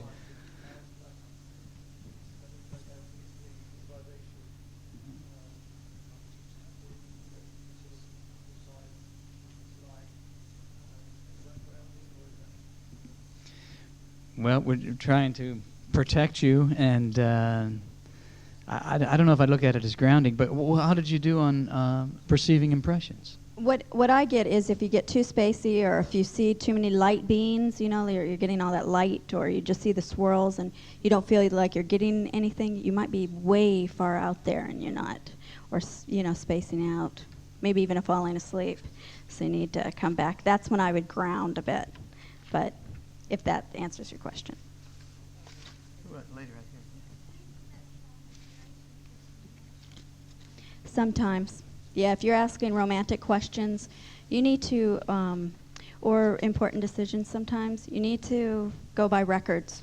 Say that, you keep a journal of things or records, like I throw things into a file whenever, like I've gotten stuff in the past. Especially when I first started, I just ask. How I learned automatic writing was through the Sedona psychic seminar. He would do it, and I wasn't part of the seminar at all at that time, and so I decided to do some of the sessions, and I would just ask about my stepkids and how their life was going to go, and I just seemed to be really good at it. And it was probably about 4 years later that our office manager asked if I would do some stuff for the magazine. And he was like, "Oh yeah, do some automatic writing for these people." Do your dharma, Tara. Right, and then it just kind of, it's had a life of its own since then. But so records usually are best. Hindsight, and then you start to trust yourself as you see how accurate it can be. Right here.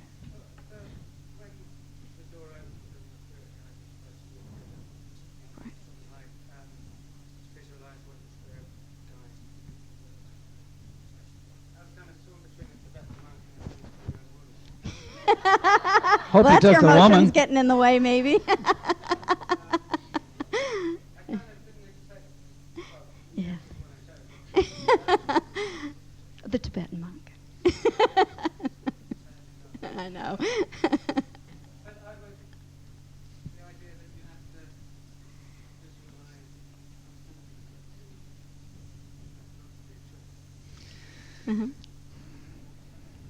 Sure, yeah. Now you took the woman, and what did she have to say to you?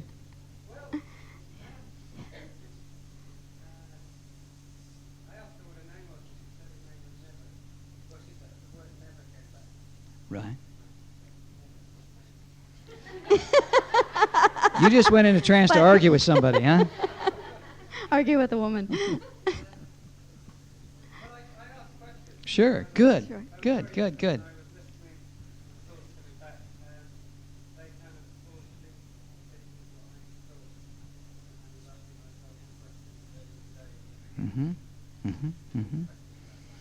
Well, you may not need to go into trance to do any of this. If you're asking the questions and receiving answers, you're probably already getting them. But it might be a support guide, if I can add that in, sorry. It might be a support guide. Yeah, you might have like a primary, and one might be a support. It depends on what you do for a living, how. Well, it may be that the girl was the way to get his attention, too. So yeah. Obviously here. Who else? Yes.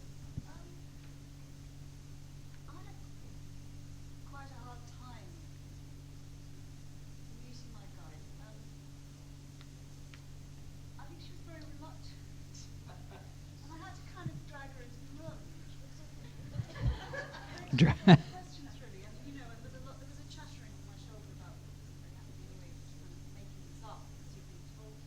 Mhm. So I kept trying to shut up, go away, But I actually became aware when you were leading us to think quite specifically about physicality of this guy. I became very aware of trying things out in the way you were saying, making conscious choices. And actually became aware once I kind of settled. It was a bit like that with finding room space in the first place. I said, choose furniture. I thought, oh God. You're just not trusting yourself. But it was important to me to get those details right. But at the same time, I was conscious that if I became too involved in that, it would just be about me manipulating. So I was trying to focus very hard on letting. Just letting it happen. Right. But even so, once I settled on who this person was, halfway through, but after some moments deeper into it, I began to began to think, oh God, actually I recognise this happens to be somebody that I met for the first time some months ago and had rather forgotten about. And although by that stage I'd asked the name and it was not that name, it was all a bit confusing because of this layer all the time intruding. Yeah. What about the final pictures? That's What about you. the final decisions that you made? It was all a bit weird because I had this strong sense of reluctance quite a lot. She actually kept trying to leave the room.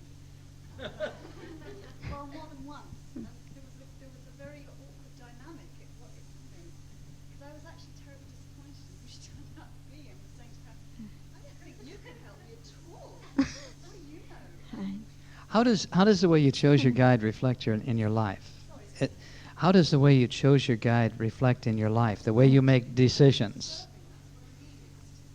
But is this the way you look at other things too? Does the way you chose your guide reflect the way that you deal with life day to day? Is it this same That you have kind a hard of time making the decisions. process? Same kind of. Should I make a decision?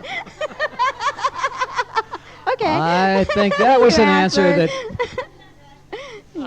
You just, the first impression. Very first. Don't take the second, the eighth, the first. We'll see if it tracks And on the then do next it. one. We're going to do Yeah. it. We're doing it from But another. that'd be the easiest for you. That's the first. Yeah. You should take the first can't two. be Whoever exhausted walked in yet. first. He's got a Tibetan monk you can use. Yeah. Yes, sir. Yeah. Right. Yeah. Sure, of course. Sure, the guide is going to appear in the guise of an incarnation. Chances are that they felt good about, that they probably felt good about themselves, feeling good about their physical body. That's just their choice. Or maybe they feel that he's probably had a lot of other lifetimes since the Middle Ages, but probably feels that that you would relate to that particular incarnation. And did you? I mean, did you go, oh, okay. Merlin, it's okay.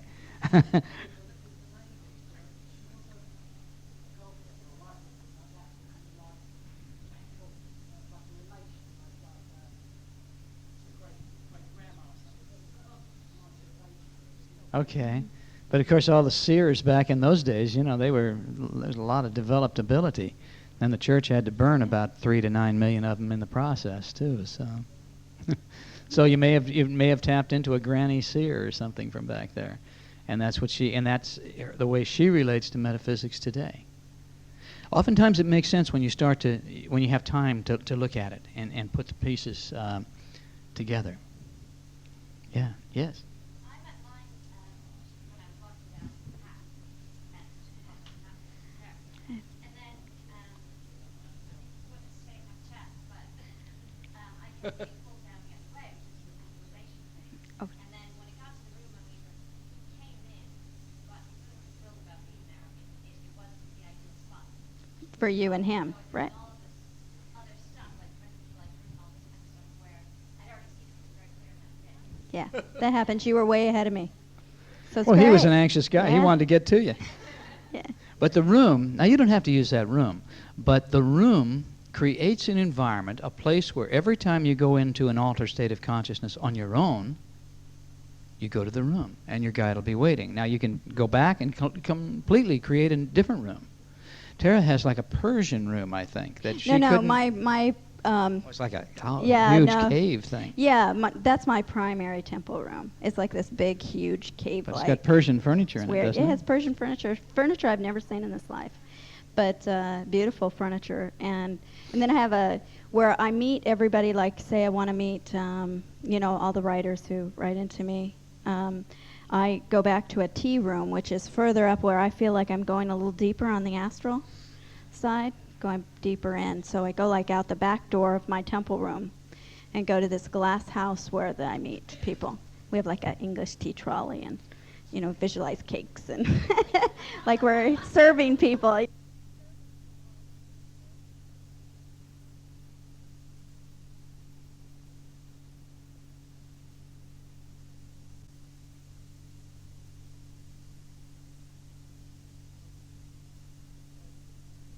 Price of the room, okay, that's half the room, more. I get the spaceship type room, and I'm not into that sort of thing at all. I'm into warm Spanish, old heavy furniture like the castle stuff, I am and too. what we I'm get real from into Mexico and Spanish. America, and that's what I Yeah. am comfortable with. And here I've got this spaceship-like place I go to. Yes.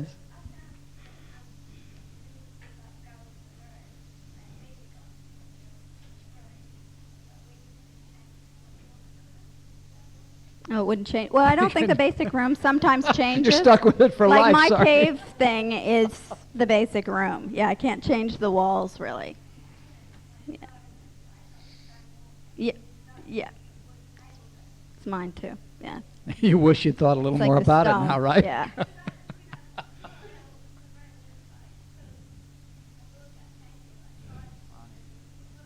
Right. Funny. Yes, sir.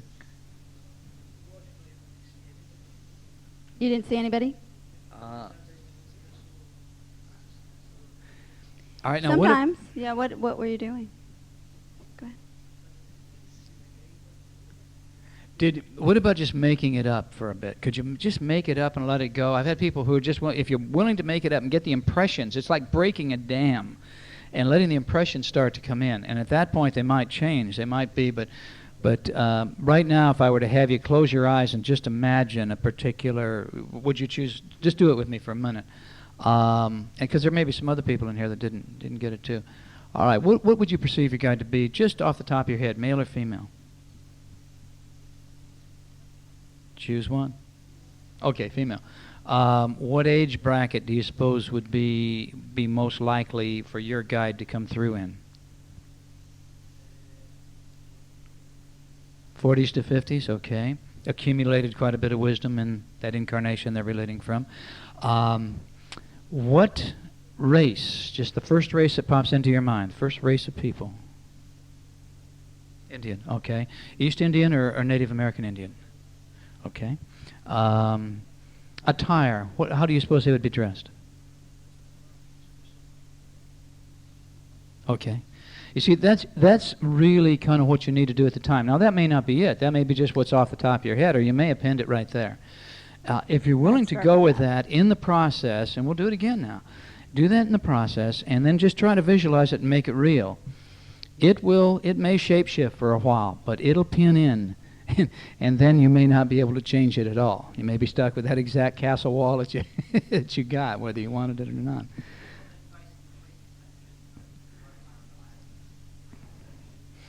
And Well, it changed? Yeah. Well, the chances of the preconceptions, though, you've had that guide with you for a long time. You probably meet every night on the other side, so those preconceptions may very well be based on reality. And I realize people are going to go, oh, God, it couldn't be that. That's what I think it would be. I've had somebody say, well, I went back, I was regressing them into a past life, and they said, well, God, I went back to the Civil War. And I mean, I'm obsessed with the Civil War. I love the Civil War. I've got battlefields models. I got all the books in the Civil War. And so of course that's what I went back to. So that isn't right. And of course, well, why are you obsessed with the Civil War? Why has that been of such interest to you? You probably, and I'm talking about the American Civil War, you were probably fought in it, and vivid impressions, but he wouldn't accept it because it was already a preconceived thing that he had this love of it.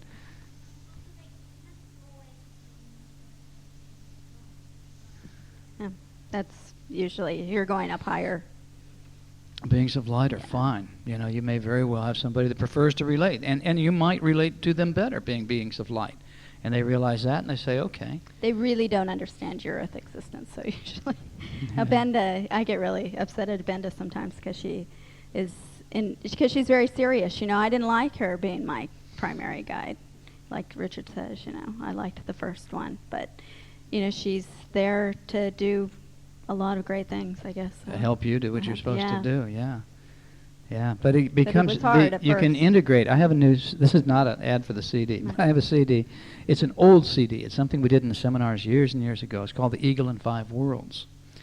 And so Tara had never done it. I'd recorded it. It's out. It's released. It's been out a couple months. And she said, I want to do it. And so this was like last night, the night before, here in London. And so she did it. And you know, because we're trying to switch our time schedule anyway, so it's like I brought trying to back sleep CDs and get back on. Yeah, do a lot of hypnosis. Anyway, so she says she's become the eagle, which is part of the process. You go through these different worlds, and one of them takes you out into the astral, out to where your guide is going to be. And so she goes to see Abenda, and Abenda goes, oh, an eagle. Yeah, bird. Ew. Gee, Tara, playing games, coming to me as a bird. She hated it. Hated it. But but it was kind of funny. To her, it was very real, very much, and it probably was very real. Especially when you start thinking in terms of the fact that all we are is these molecules vibrating here, playing the game we're playing. It's very easy to imagine transcending these levels of reality into what may be a far more real level of reality. So somebody else said, yeah.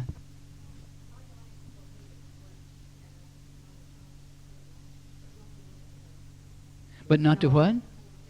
Yeah, probably. Yeah. Oh, I see. Okay. Yeah. Yeah, there's a lot of different realities. Edgar Cayce said that between our earthly incarnations we take planetary sojourns. But, you know, for some reason I don't ever seem, as a regressionist, as a path life therapist, I don't ever seem to tap into that. So that may be really blocked. We might have to do a lot more digging to try to get to those incarnations. But there are so many realities, and we may be playing.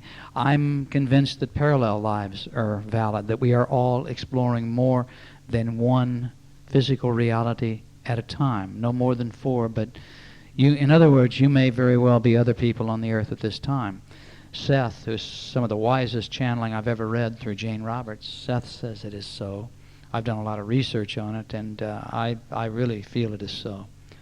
So there's just so much more going on than we can grasp and come to understand. So, yeah. Do you think it's possible that our other incarnations are our guides also? So we are, in a way, our own guides? We may be. I could get so involved into the esoteric aspects of it and maybe it's all time taking place at once. I like to use an analogy sometimes of a chessboard. Only the chessboard is made of clear glass, with all the markings of the chessboard, clear glass. But now there's many levels of a chessboard. In other words, you have one level of glass here, one here, one here, one here, one here. So you've got all these different levels of the chessboard. Each one is a different period of time.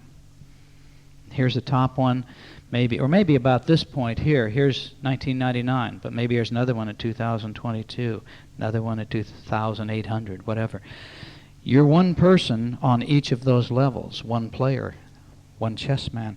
But when you look down through the glass, it's one game. And each time you move one of the chess men on one level, it's affecting the whole game that you're playing. Just trying to give you an idea of that whole multi-dimensional reality all taking place very likely at one time. So yeah, maybe so. You can get yourself so confused you need to go get a double scotch at that point. All right, yes. You did what we call trip out. You did what we call tripping. Do you do quite a bit of meditation and this work? Yeah, you're too good a subject, actually. It's not unusual. I do the same thing if I don't really force myself to either do no deep breathing at all and don't pay any attention to the induction the next time. I'll be doing a different type of induction, and just kind of keep your eyes open till we get down to the serious part, because you don't need much. And you're tripping. You woke up on the count of 5, but you went away in the middle, and I will do the same thing. I just do too much of this work, and I go away on my own. So if you have honey and vitamin E, you can always take honey and vitamin E, and a couple tablespoons of honey and a couple 400 IUs of vitamin E, and that will pump the blood sugar. It'll pump the sugar through your system and the oxygen, and it will tend to keep you awake. So that's just a tip in case you're using tapes or you're doing this and you want to make sure in some of the future sessions here at the festival you don't fall asleep. You can also buy niacinamide. That's just buffered niacin, vitamin B3, and it's buffered. If you take niacin, you get that red flush, and it's very uncomfortable. But if you take niacinamide, it only opens up the real deep level blood vessels, the blood vessels in the brain. And students use it a lot of times if they're going to be taking a test. They will take the niacinamide about 20 minutes beforehand, and you're wide awake. Anytime I really need to be wide awake, I take a couple tablets of that. Yes. Does you? Okay, there you go. The niacinamide? Yeah, it works for you, right? Yeah, okay. All right, very good. Okay, well, I think what we need to do right about here is to take a break. We're going to have a bathroom break. I don't know. We had some people here who were going to come in and handle this. I think they may be up here, maybe not. But why don't we take about a 20-minute break, give everyone a chance to stretch, do a little yoga, go to the bathroom, and we'll start again.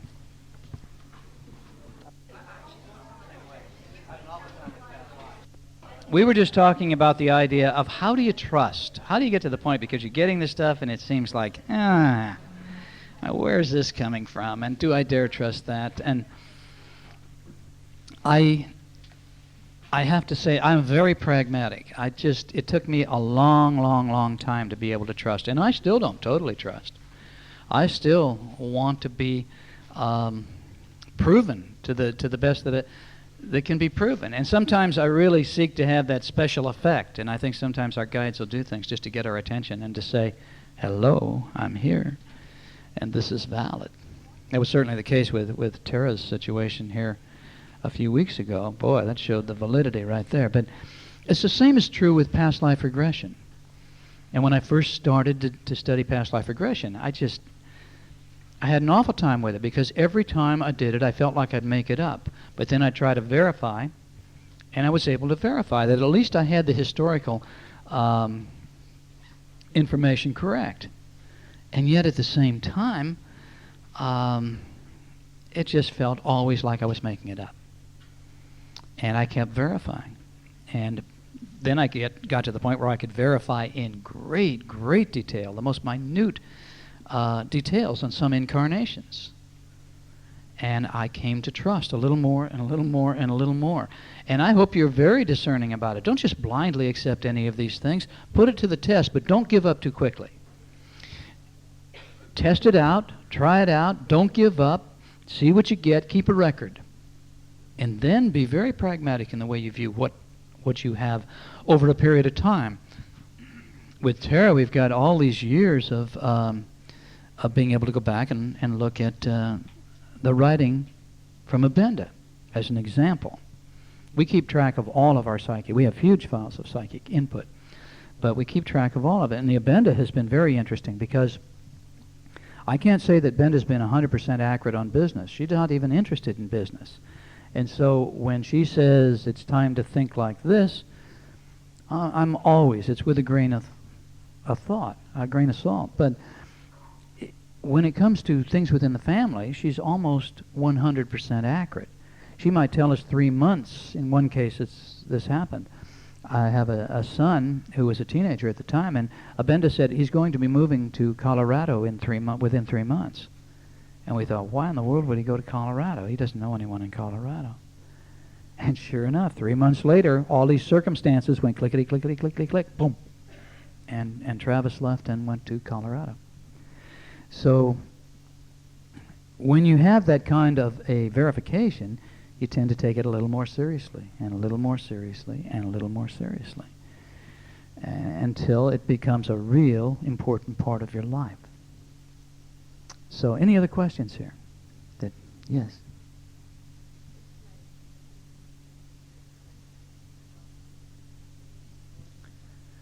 Well, I think the guardian angel is just another way of seeing it. The people who tend to view guardian angels have more of a Christian orientation. With your guardian angel?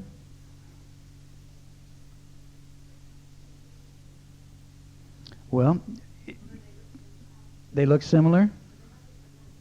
Yeah, I don't know. And maybe just the guys that they're choosing to work within the session tonight and so on.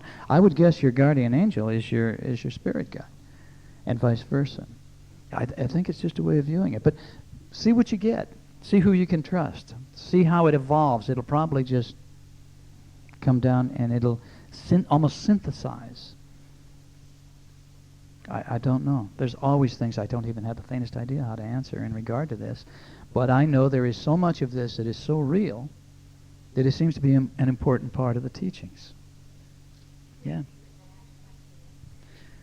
Maybe they could have two names. Maybe they choose to appear in two forms. They could appear in any form they chose to appear. I sometimes think it's a form that you would be responsive to. You know, my own guide being American Indian woman. I'm very in tune with the Native American culture. And I have the strongest past lives in what would now be Mexico, but the ones that I'm most aware of influencing. I have some from here that are very strong, but I also have the Mayans, the people of Teotihuacan, which was a highly evolved metaphysical society, every bit as evolved as Rome. And I have a lot of, Tara and I were there together. We have tested it. We've done research that you'd almost think the scientists would accept, but of course they won't. We have 250 people did past life regressions back to Teotihuacan. So we wrote the history of Teotihuacan. Nothing's known. The scientists don't know anything about it. It's just nothing recorded to the degree that they can say this is exactly what happened to these people. And so I got 250 people, a lot of seminars to find enough people who would tell us what happened there. And it was agreed, there was total agreement that in the end, it was simply a takeover, a simple transfer of power. The father dies, all of the sons come in and they take the power.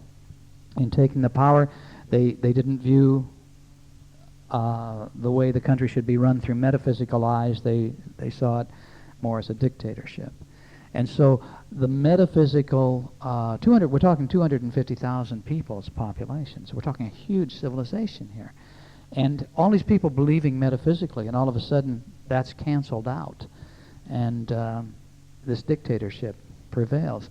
And all of the people who were at the helm, the priests, the people supporting the metaphysical society, I saw, other people saw that they were buried alive in a huge pit. 200 people were put into a pit and buried alive.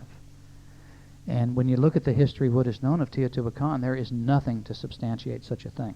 I wrote a book on this called Earthly Purpose, and it ends with the burial at the end of the book, that 200 people die. 2 years later, an archaeological dig in Teotihuacan at the archaeological site uncovered a mass grave of 200 people, and none of them had been killed by, swords, axes, hatchets. They all died. They figured they were either poisoned or buried alive or something, because there was no signs where they were physically injured in death. So to me, that was a nice substantiation of what we had done. But belief, you have to just say, okay, at this point in time, I'm going to go with it. I'm going to accept it. I could tell you stories like that all night. That's not what this is about. There comes a point in time when you realize you're dealing with something very real and something way, way beyond what and who we are. Yes, sir. What can you give back in regard to... Well, I think what we give back, all of us, what we can give back more than anything else, if I had to simplify it down to one word, I'd say compassion towards others. Be compassion. Be loving to other people. Help other people. That's what Abenda constantly comes back with to Tara. That whatever you do for someone else, she says, believe me, you are not doing it for them. You are doing it for you. And she distresses us again and again and again. And of course, you give back the minute you start to express any form of unconditional love, once you start to accept other human beings as they are, without expectations or trying to control them and so on. Most relationship problems all come back to that one word, control. One person wants the other person to be the way they want them to be. So you start to back away from these things, and every time you do anything for just one person, it's helping the planet. If we are all energy interacting with energy like we've been talking about in here, then we are all also in mass responsible for the state of the energy of this planet, which may not be too great. And yet if you have a lot of spiritual people providing energy of that type, then you're going to be mitigating the overall energy. I had a teacher named Don Weldon once who said, if you could see the ethers around this planet, you would see how dark and black they are. And yet all the good that's done, well, that's helping to mitigate the darkness. So it seems to me, anything we do, we're really doing for ourselves, but in that way we're giving back to the all. Maybe somebody's got a better way of expressing it than that. That's not my normal shtick here. Anyone else a question before we do a session?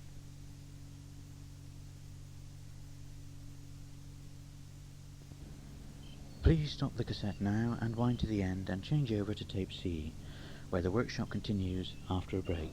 Thank you.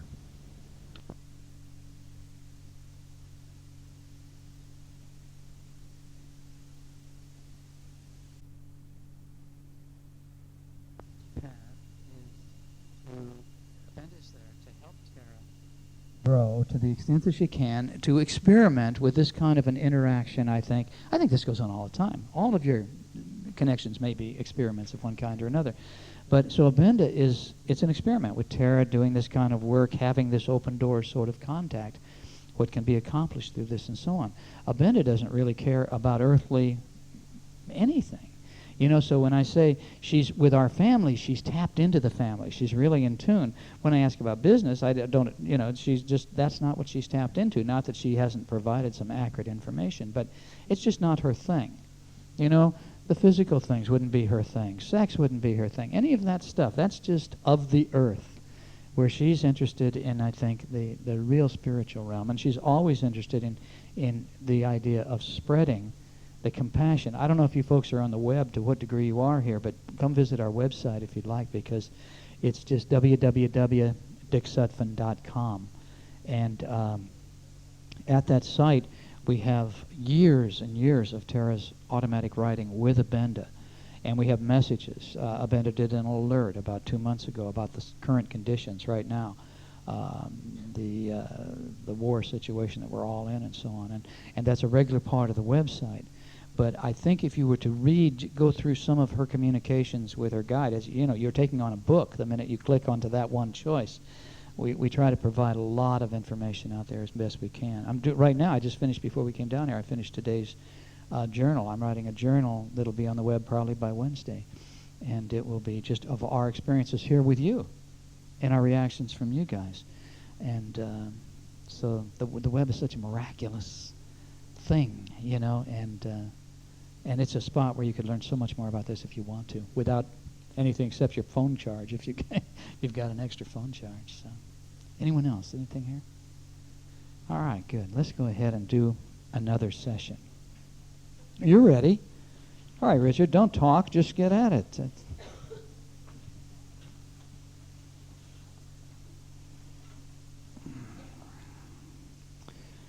Okay, now I'd like to do... Oh, you're all getting ready to lay down now, huh? Too bad those chairs aren't flat, or you could spread out back there or right across them.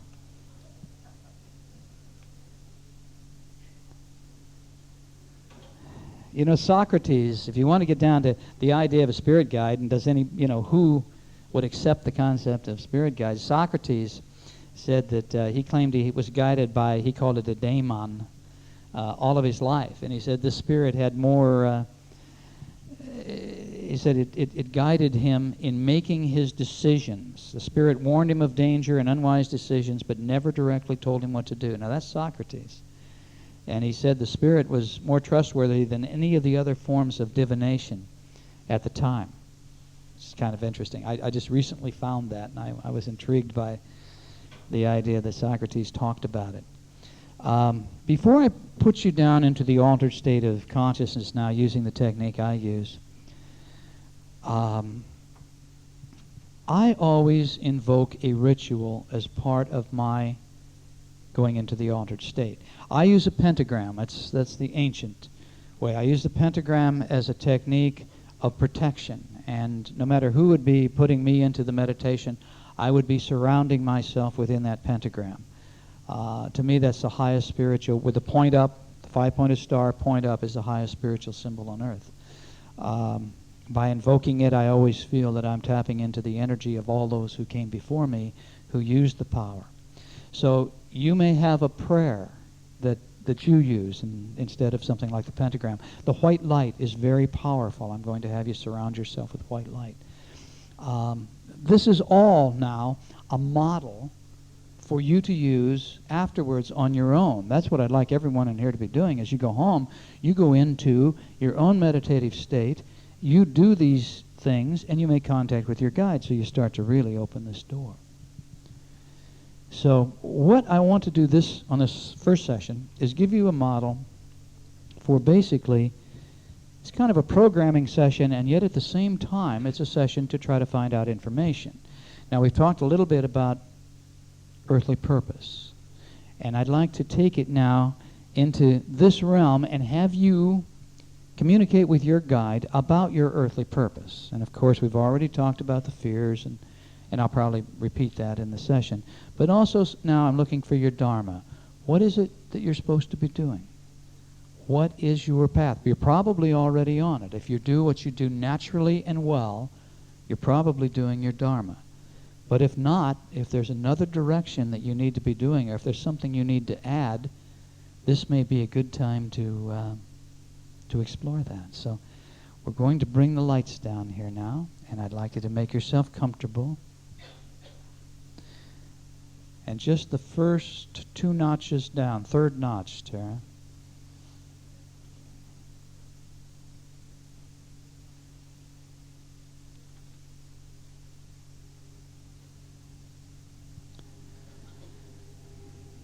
All right now.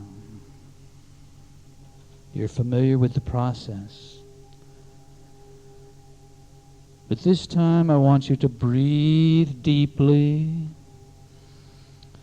Take a deep breath in and then hold the breath as long as you possibly can. And then let the breath out slowly through slightly parted lips. And when your breath is all the way out, contract your stomach muscles and push it even further out and further out. And then repeat the process. And this is diaphragm breathing. Your diaphragm cuts in even before your lungs. And it's very, very, very relaxing. So you breathe deeply and relax completely. And as you do, I'd like you to slow down your thoughts. Slow down your thoughts. When an outside thought comes into your mind, simply brush it aside and return your concentration to the sound of my voice and to breathing deeply. Don't resist the external thoughts, or you'll simply retain them. Just brush them aside. Tell yourself, I'll deal with that later.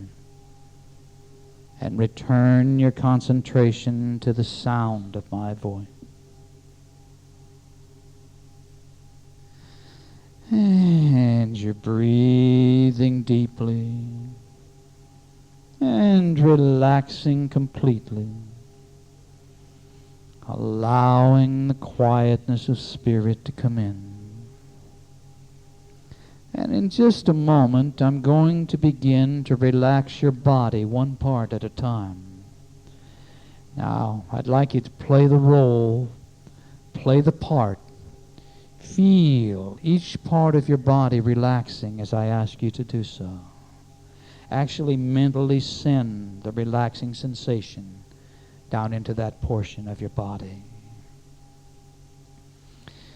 And you're breathing deeply and relaxing completely. And the relaxing power is now coming into the toes of both of your feet at the same time.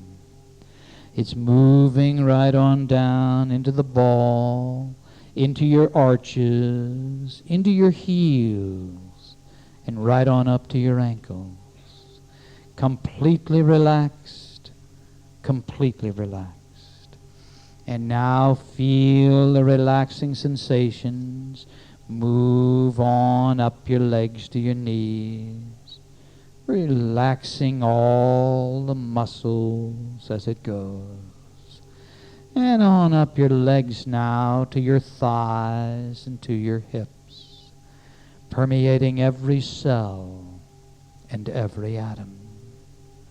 And you're relaxing completely, keeping your full attention now on the sound of my voice as a relaxing power moves on down into the fingers of both of your hands. Feel your hands relaxing, and the relaxing power now moves on up into your forearms and on up into your upper arm, just completely relaxing your fingers and hands and forearms and upper arm. And the relaxing power now moves on down into the base of your spine. Feel the warmth in the base of your spine. Imagine the warmth. And now feel it moving slowly up your spine, up your spine, up your spine, and into the back of your neck and shoulder muscles. And the back of your neck and shoulder muscles are now loose and limp, loose and limp, just completely relaxed. And the relaxing sensations now move on up the back of your neck and into your scalp, relaxing your scalp. Feel your scalp relaxing, and feel the sensations now as they drain down into your facial muscles, relaxing your facial muscles. And your jaw is relaxed. Allow a little space between your teeth. And your throat is relaxed. And your entire body is now relaxed all over in every way. And all tension is gone from your body and mind. All tension is gone from your body and mind. And in just a moment, we're going to begin to open and charge your aura by drawing down a beam of iridescent white light. Now we draw it down from above and direct the light through your chakra energy centers. So now imagine this light, a thin, shimmering, iridescent beam of bright white God light, coming down from above and entering your crown chakra. Create it with the unlimited power of your mind. Vividly imagine the light. Feel it stimulating your crown chakra, which is purple in color. Now visualize on the top of your head, visualize a swirling vortex, a vortex of purple light. And it opens and balances and charges this chakra. Visualize the purple opening, balancing, charging. And the light is now moving on down into your brow chakra located in the center of your forehead. Your third eye chakra is to be visualized as a swirling blue-violet vortex of energy. This chakra is the seat of your mind, representing thought and the ability to manifest reality. Now visualize the blue-purple and sense the opening balancing and charging that is taking place. Opening, balancing, charging.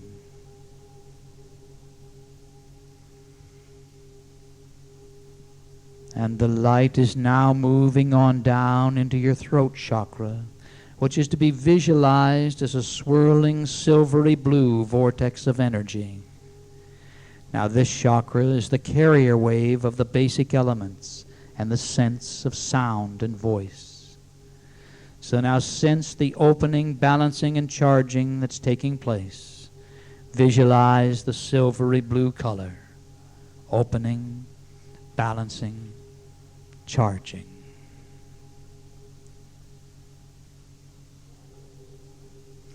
And the light is now moving on down into your heart chakra, which is to be visualized as a swirling golden vortex of energy.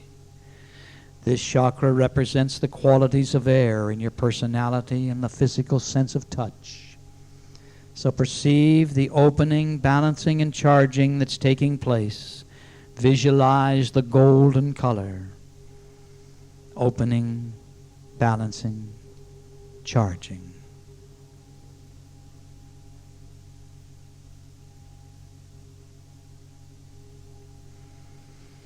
And the light is now moving on down into your solar plexus chakra, located at the level of your navel. Now this chakra is to be visualized as a swirling vortex of energy, several shades of red in color. It represents the characteristic of fire in your personality, plus the sense of sight and the assimilation of food. So now sense the opening, balancing, and charging that's taking place. Visualize the several shades of red. Your solar plexus chakra is opening, balancing, and charging. And the light is now moving on down into your spleen chakra, located on your spine just below your navel. This chakra is to be visualized as a swirling vortex of energy in a rainbow of colors. It represents the characteristic of water in your personality and the fluid functions of your body, including the sense of taste. So now sense the opening, balancing, and charging that's taking place. Charging your spleen chakra, opening now, balancing, charging.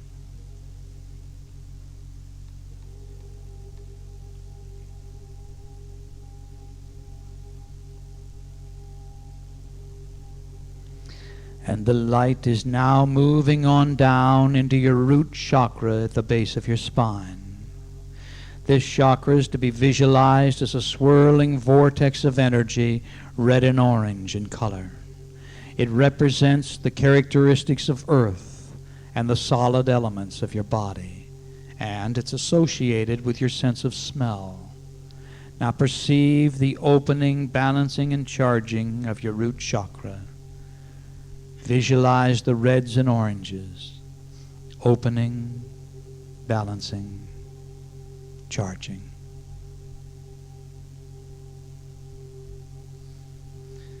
And your chakras are open, balanced, and charged, thus expanding your aura and attuning you to the subtle vibration that allow the reception of psychic awareness.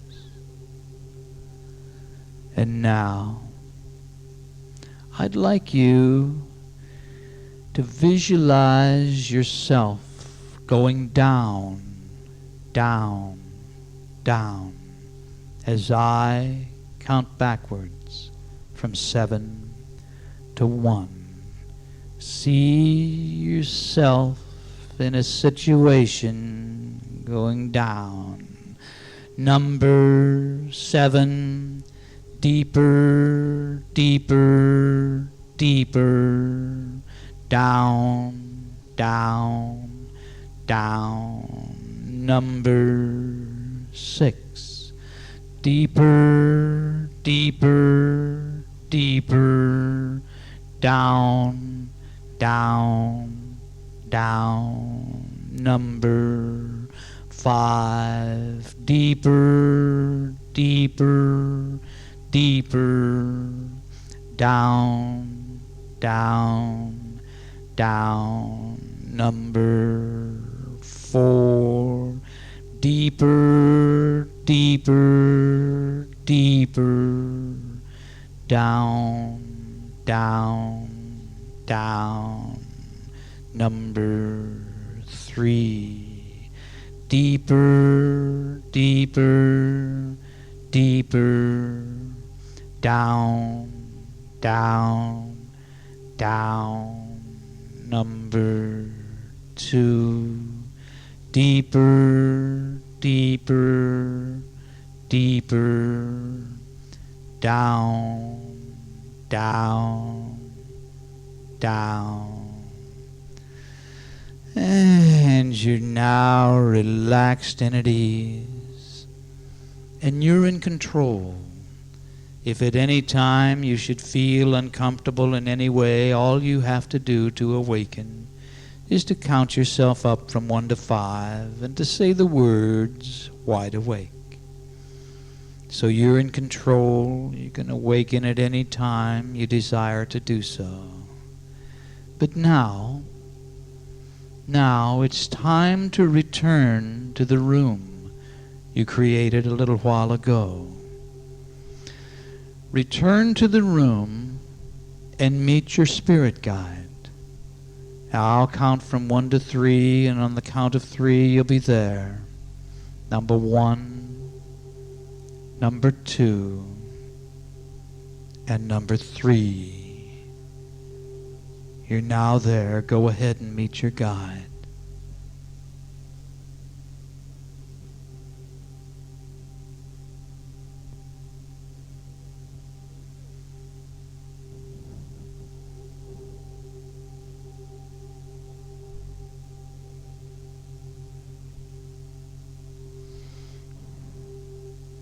All right, now, it's time to humbly request your spirit guide's loving assistance. So now silently in your mind, repeat after me. I'm going to say the phrase. You're going to repeat it silently in your mind. I call out to my primary spirit guide. I ask your loving support and to guide me in attaining the wisdom to transcend restrictions.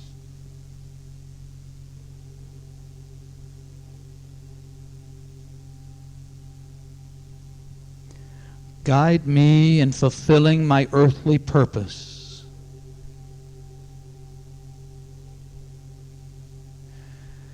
Guide me as long as your assistance does not conflict with my karma or spiritual laws.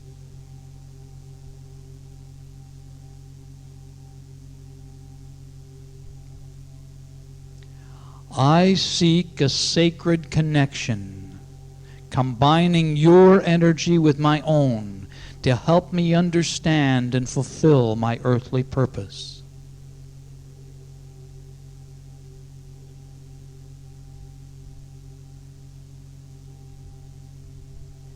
Please help me to accomplish my goal.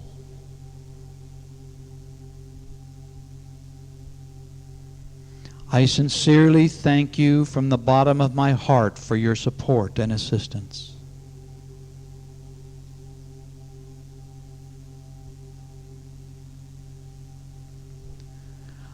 I desire to discover my earthly purpose. I ask it, I beseech it, I mark it, and so it is.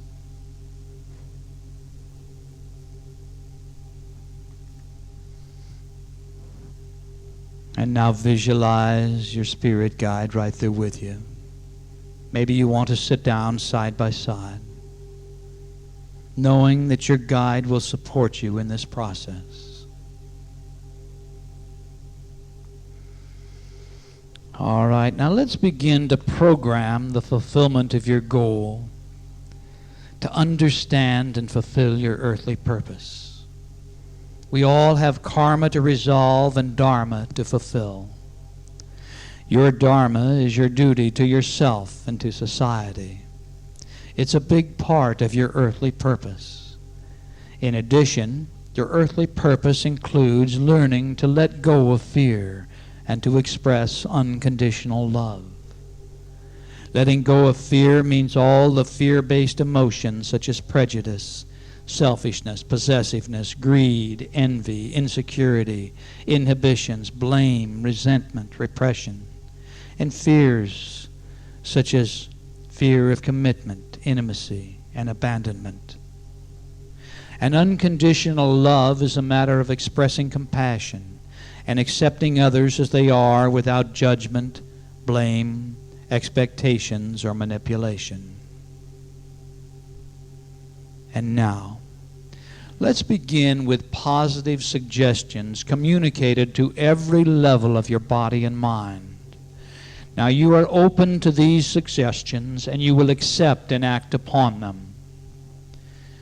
You now begin to fully understand your earthly purpose, your duty to yourself and society. You obtain awareness in dreams and meditation.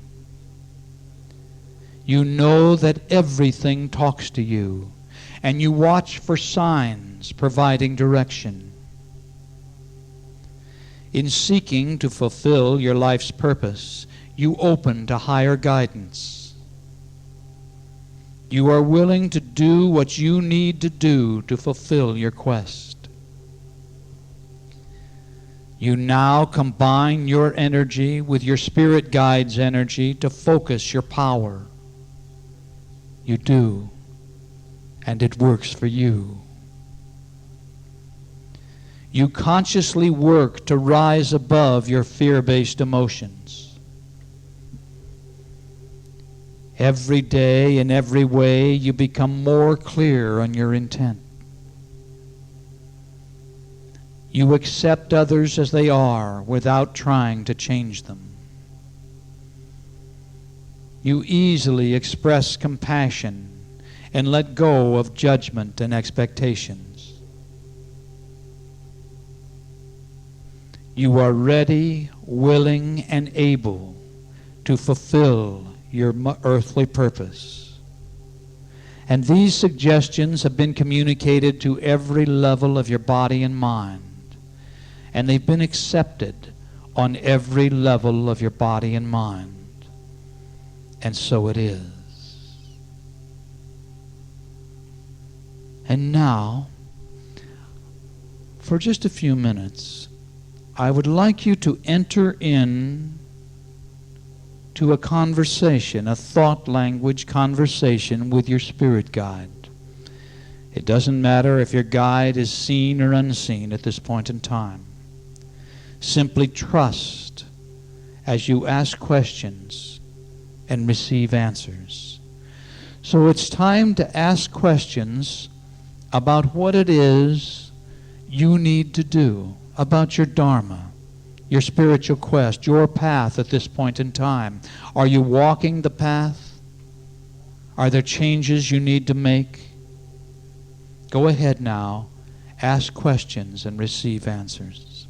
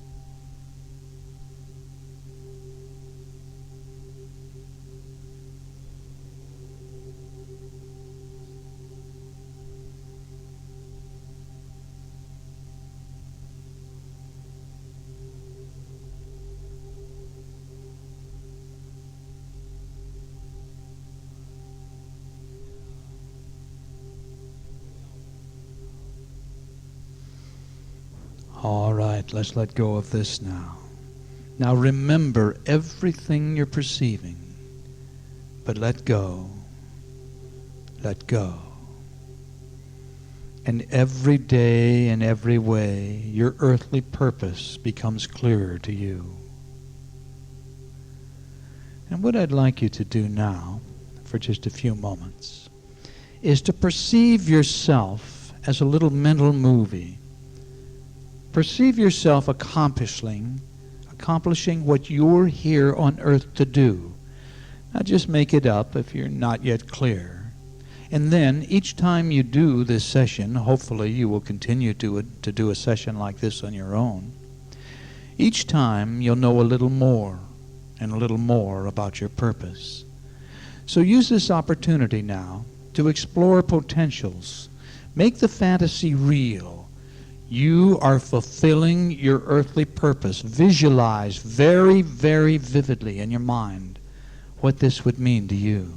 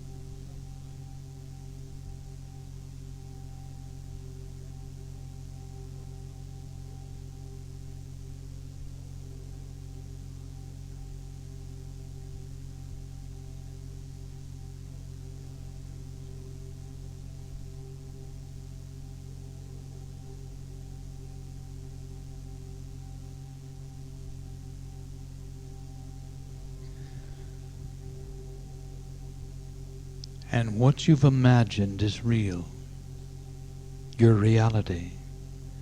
By visualizing, you communicate to your subconscious mind, which in turn begins to create circumstances to bring what you imagine into reality. And your spirit guide helps you to understand and fulfill your earthly purpose, including helping you to be more compassionate, to easily express unconditional love, while at the same time resolving your karmic need to rise above the fearful emotions.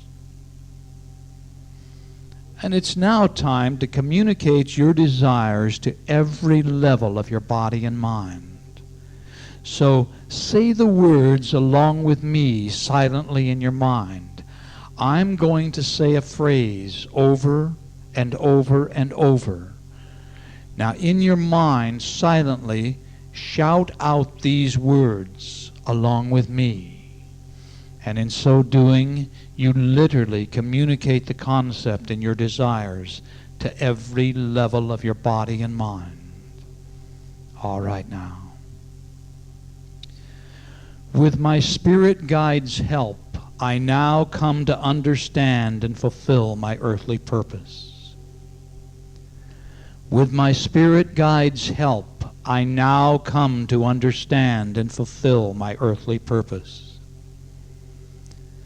With my spirit guide's help, I now come to understand and fulfill my earthly purpose. With my spirit guide's help, I now come to understand and fulfill my earthly purpose. With my spirit guide's help, I now come to understand and fulfill my earthly purpose. With my spirit guide's help, I now come to understand and fulfill my earthly purpose. With my spirit guide's help, I now come to understand and fulfill my earthly purpose. With my spirit guide's help, I now come to understand and fulfill my earthly purpose. With my spirit guide's help, I now come to understand and fulfill my earthly purpose. And this is true. You accept that with your spirit guide's help, you focus your energy upon understanding and fulfilling your earthly purpose. And you are willing to do what you need to do to fulfill this quest. And it's now time to use visualization once again. This time to see yourself already understanding and fulfilling your earthly purpose. Imagine yourself in a vivid fantasy and perceive every detail. You're fulfilling your earthly purpose. Sense the spiritual satisfaction.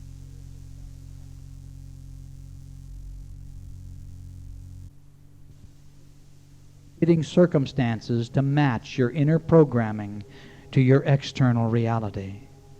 So go ahead now and visualize while I'm quiet for a while.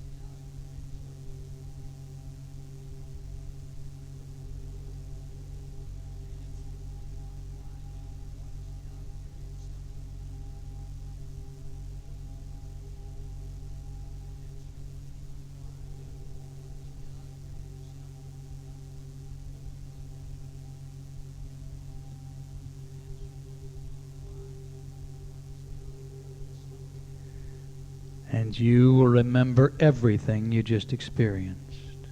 And you'll act upon any awareness that will assist you to fulfill your purpose.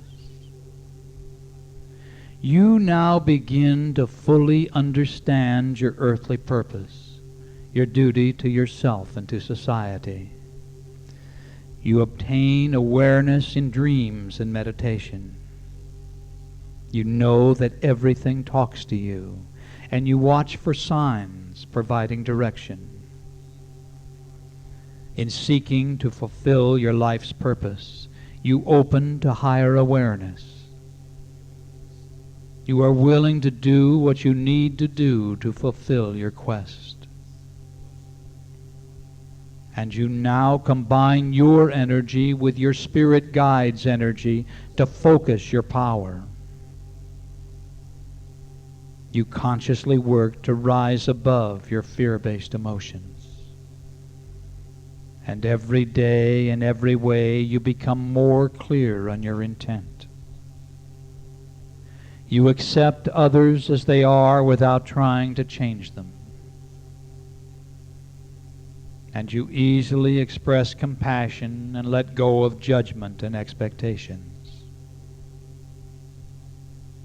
And you are ready, willing, and able to fulfill your earthly purpose. And these suggestions have been communicated to every level of your body and mind. And they've been accepted on every level of your body and mind. And now, before awakening, your spirit guide is going to send you a message on the count of 3. Now your guide will project a thought to you. It will be the most important message you could hear at this time. So now trust the words that will come into your mind on the count of 3. Number 1, number 2, and number 3.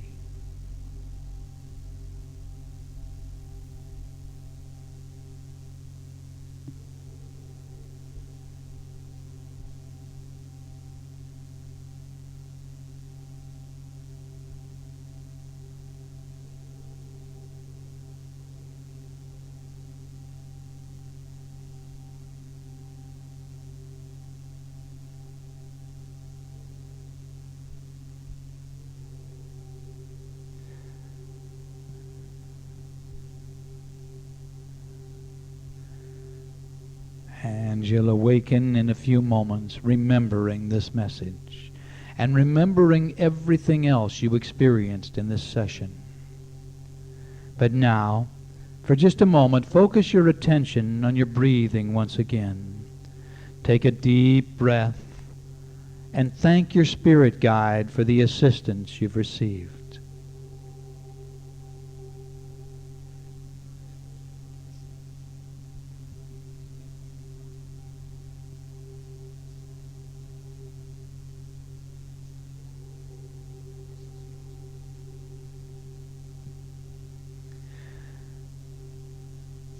And now, on the count of 5, you will open your eyes and be wide awake, fully alert, thinking and acting with calm self-assurance, and feeling glad to be alive, feeling at peace with yourself, the world, and everyone in it.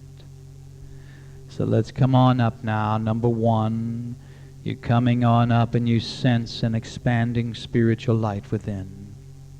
Number 2, coming on up a little more and sensing an internal balance and harmony. Number 3, coming on up now and at peace with all life. Number 4, recall the situation in the room. And number 5, wide awake, wide awake. Open your eyes and feel good. Number 5, wide awake. You may want to take a moment to write down the message and any other important information you received.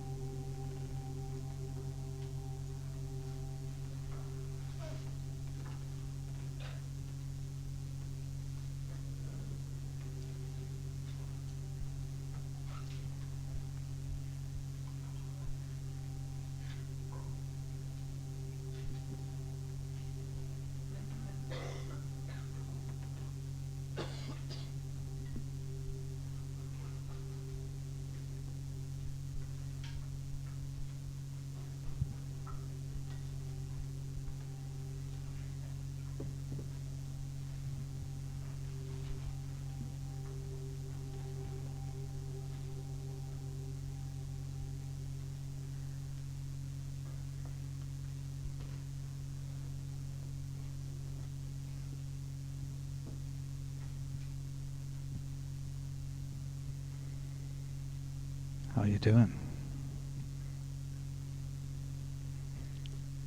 You really look stoned now.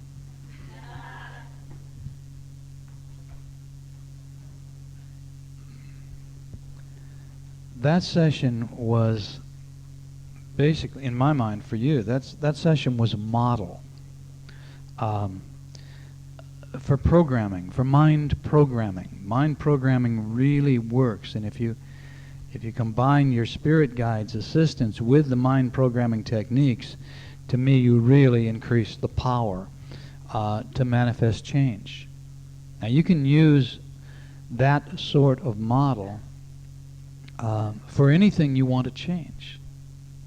Anything in your life that you would like to rise above if you're trying to overcome a situation in your life, or to accelerate an ability to learn faster, to memorize, to study, to develop any type of a talent. Mind programming is just very, very powerful. And so what you're doing here is you're combining meditation and hypnosis are the same thing. I think you guys realize that. It's only one place to go in your mind. And They're just different names for the same thing. Oftentimes they're used differently because of the tags that they carry, the labels that they carry. But all you have to do to go down into a deep altered state of consciousness is relax your body. Just start with your feet. Don't even have to start with your feet. You can start anywhere, but start with your feet and just literally relax your body one part at a time. And pretty soon you'll get so good at it that you can lie down and you'll just imagine, the way I do it is I imagine somebody pouring warm water, starting at my feet, and it's just, whoo, and I can be that relaxed that fast. But you'll work at that for a few weeks before you get to that point, most people. But within 2 weeks of practicing, if you're willing to do this every day, within 2 weeks, you can go down to your natural level, which will be probably far, far deeper than you're going down with me in here now. So relax your feet, relax your legs, relax your upper legs, relax your hands. Go through this. Then, imagine the white light coming down. Now this protects you from any, I always think in terms of all things seen and unseen, all forces and all elements. So bring down the lights. You can imagine it as a ball surrounding you, or you can just permeate your body by running it through the chakras. The chakras, if you do the exercise the way I just did it with you, you will literally charge your aura. Literally. Tara and I will do experiments all the time when we're working with groups of people to try to find out if we can do something a little more effectively, a little faster, a little better. And we could never get the kind of results in other cities that we can get in Sedona, Arizona because of that increased energy. And yet we wanted to. And so in doing this induction that I just did with you, we found that when we ran it that way in other cities, we brought it right up to the level of what we were getting in Sedona. The same percentages in the room when we checked them. Then when we did it in Sedona, we just went almost to the 100% mark because it just brought up the whole level. So that is a powerful induction when you imagine the chakras being charged and balanced. It does open your aura. Of course, if you're empathic, you're going to be more empathic. You'll be more sensitive to everything that's going on around you. But do this as the second step in the meditation process. You relax your body, you imagine the light, you run it through your chakra centers. Now, count yourself down. Count yourself down. Imagine yourself going downstairs, going down an escalator, walking down a hill. The first time anyone had me do that, I imagined myself going down the side of a pyramid, type of pyramids they have in Mesoamerica. And I learned later, of course, why that was the visualization that popped into my mind. I had a lot of incarnations there in very important lifetimes. So anything that's going down. Then count yourself. You could count yourself back from 100 to 1. You could count yourself, I like number 7, deeper, deeper, deeper, down, down, down. I only did it once with you tonight because I figured it was late, and I did such an intense process with the chakras, but you can do it 2 times. If you don't feel that you're deep enough, do it another time.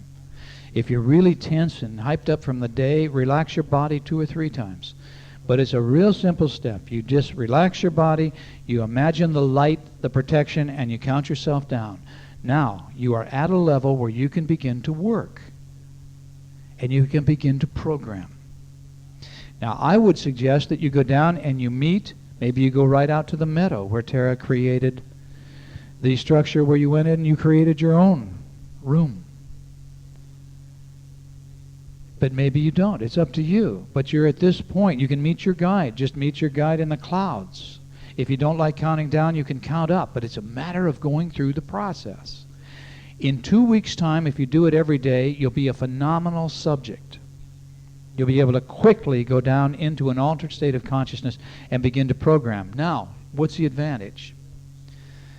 Even if you are the very, very lightest level subject, any suggestion you give yourself at that level will be 25 times as powerful. And this is a minimum. 25 times as powerful as if you gave yourself the suggestion and really meant it. But for most people, The suggestion is far, far, far more powerful than that. I can tell you, and know it's true, even though the books will tell you that it isn't, that 50% of this room is capable, if I had a few days to work with you, of attaining a somnambulistic level trance. That is all the way out, taking you down into the basement and beyond. Now, for half of this room, that suggestion that you give yourself is going to be at least 200 times as powerful as the suggestion you gave yourself, really wanting it to be true. So go down and program what you want. And when you combine your spirit guide's help, it just becomes all the more powerful. I like to give positive suggestions worded as if it were already so. That's what I was doing just now. All those suggestions are very positive. They're worded as if it already had happened. That's the important thing to remember in providing yourself with suggestions. There is nothing more powerful than visualization of what you want as an already accomplished fact. Most of you know this. You've read the books. You've practiced it yourself. I'm not telling you anything new.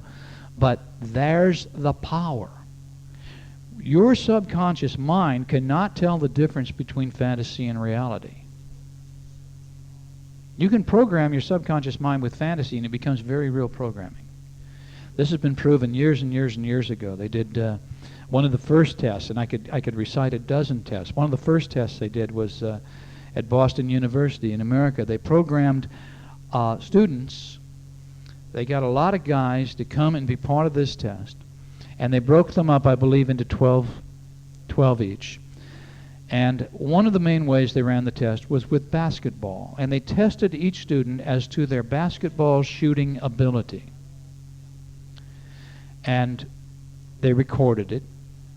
And so for the first group of people, they said, I want you to practice for 1 hour. They were paid to do this test. They were paid for the test. I want you to practice 1 hour shooting baskets every day. For the second test, they told the students, I want you to program your mind. You are to go into an altered state of consciousness, and you are to think about, see yourself shooting baskets for an hour today. Only you shoot them successfully. Every time you shoot, you make the hoop. And the third group, they told to don't do any practice at all. Now, when they retested the students a month later, the students that actually practiced were like 21% improved in their basket shooting ability 1 month's time. The students that didn't do anything tested exactly the same as they had when they originally tested. But the group that had only imagined themselves, visualized themselves as tossing the basket into the hoop successfully, were 20% improved in their basket shooting ability. Only 1% difference than the group that had actually practiced every day for a month. That's true. It's very easily substantiated. The research is available. It's one of just numerous tests like this that have been done. So visualization is an incredibly important part of programming. You don't have to have your spirit guides help to do it. But to me now, I'm always looking to up the ante. I know that if you're asking directly for help and you have opened this channel of communication with your spirit guide, that it's more powerful than ever. Subconscious mind cannot tell the difference between fantasy and reality. Another one of the major tests they did is they'd put somebody into a room and they would create things. They'd have somebody run in and sing a song. Somebody else runs in and shoots a gun, and then a dog barks, and then a woman dances around, a ballerina dance.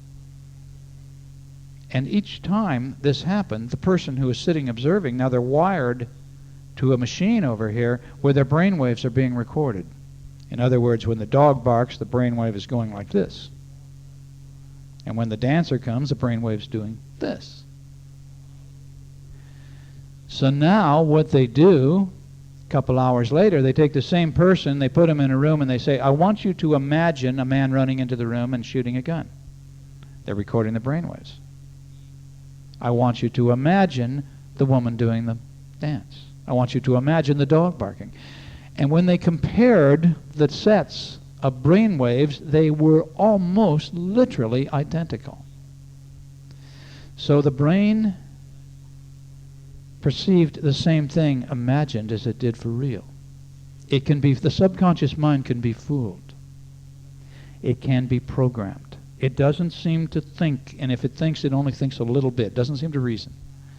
But this one section of our mind is very, very programmable. And so you can use it to your advantage.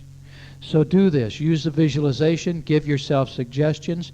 I ran a mantra. A repeat technique, a phrase over and over and over. Whatever it is you want to change. If you want to give up smoking, if you want to get a real estate license, become a pilot, whatever it is you want to work on, boil your quest, boil your goal down to one really well-worded sentence, as if it were already happening. And then let that become your mantra. And you include that as part of your session. And you repeat it over and over and over. I repeated it 10 times, and hopefully you repeated it along with me or after me. And then at the end, count yourself up with positive suggestions. You can do each of these things many times. You can make it a short session. You can make it a long session. Don't go to sleep. Don't go to sleep. Do some of the techniques, the tricks that I talked about here with the honey and vitamin E or the niacinamide if you start going to sleep.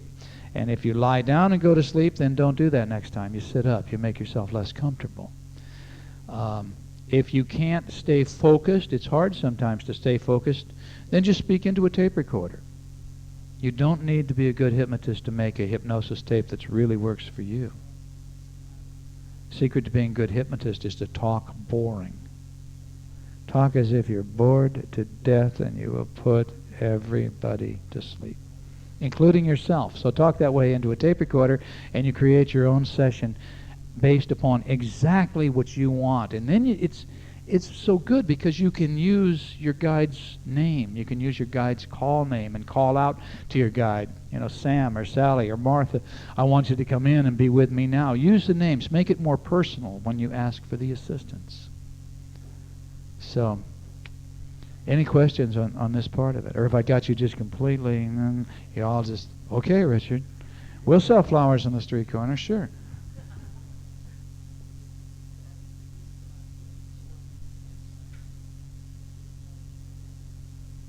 You're visualizing yourself having already done it. Yeah.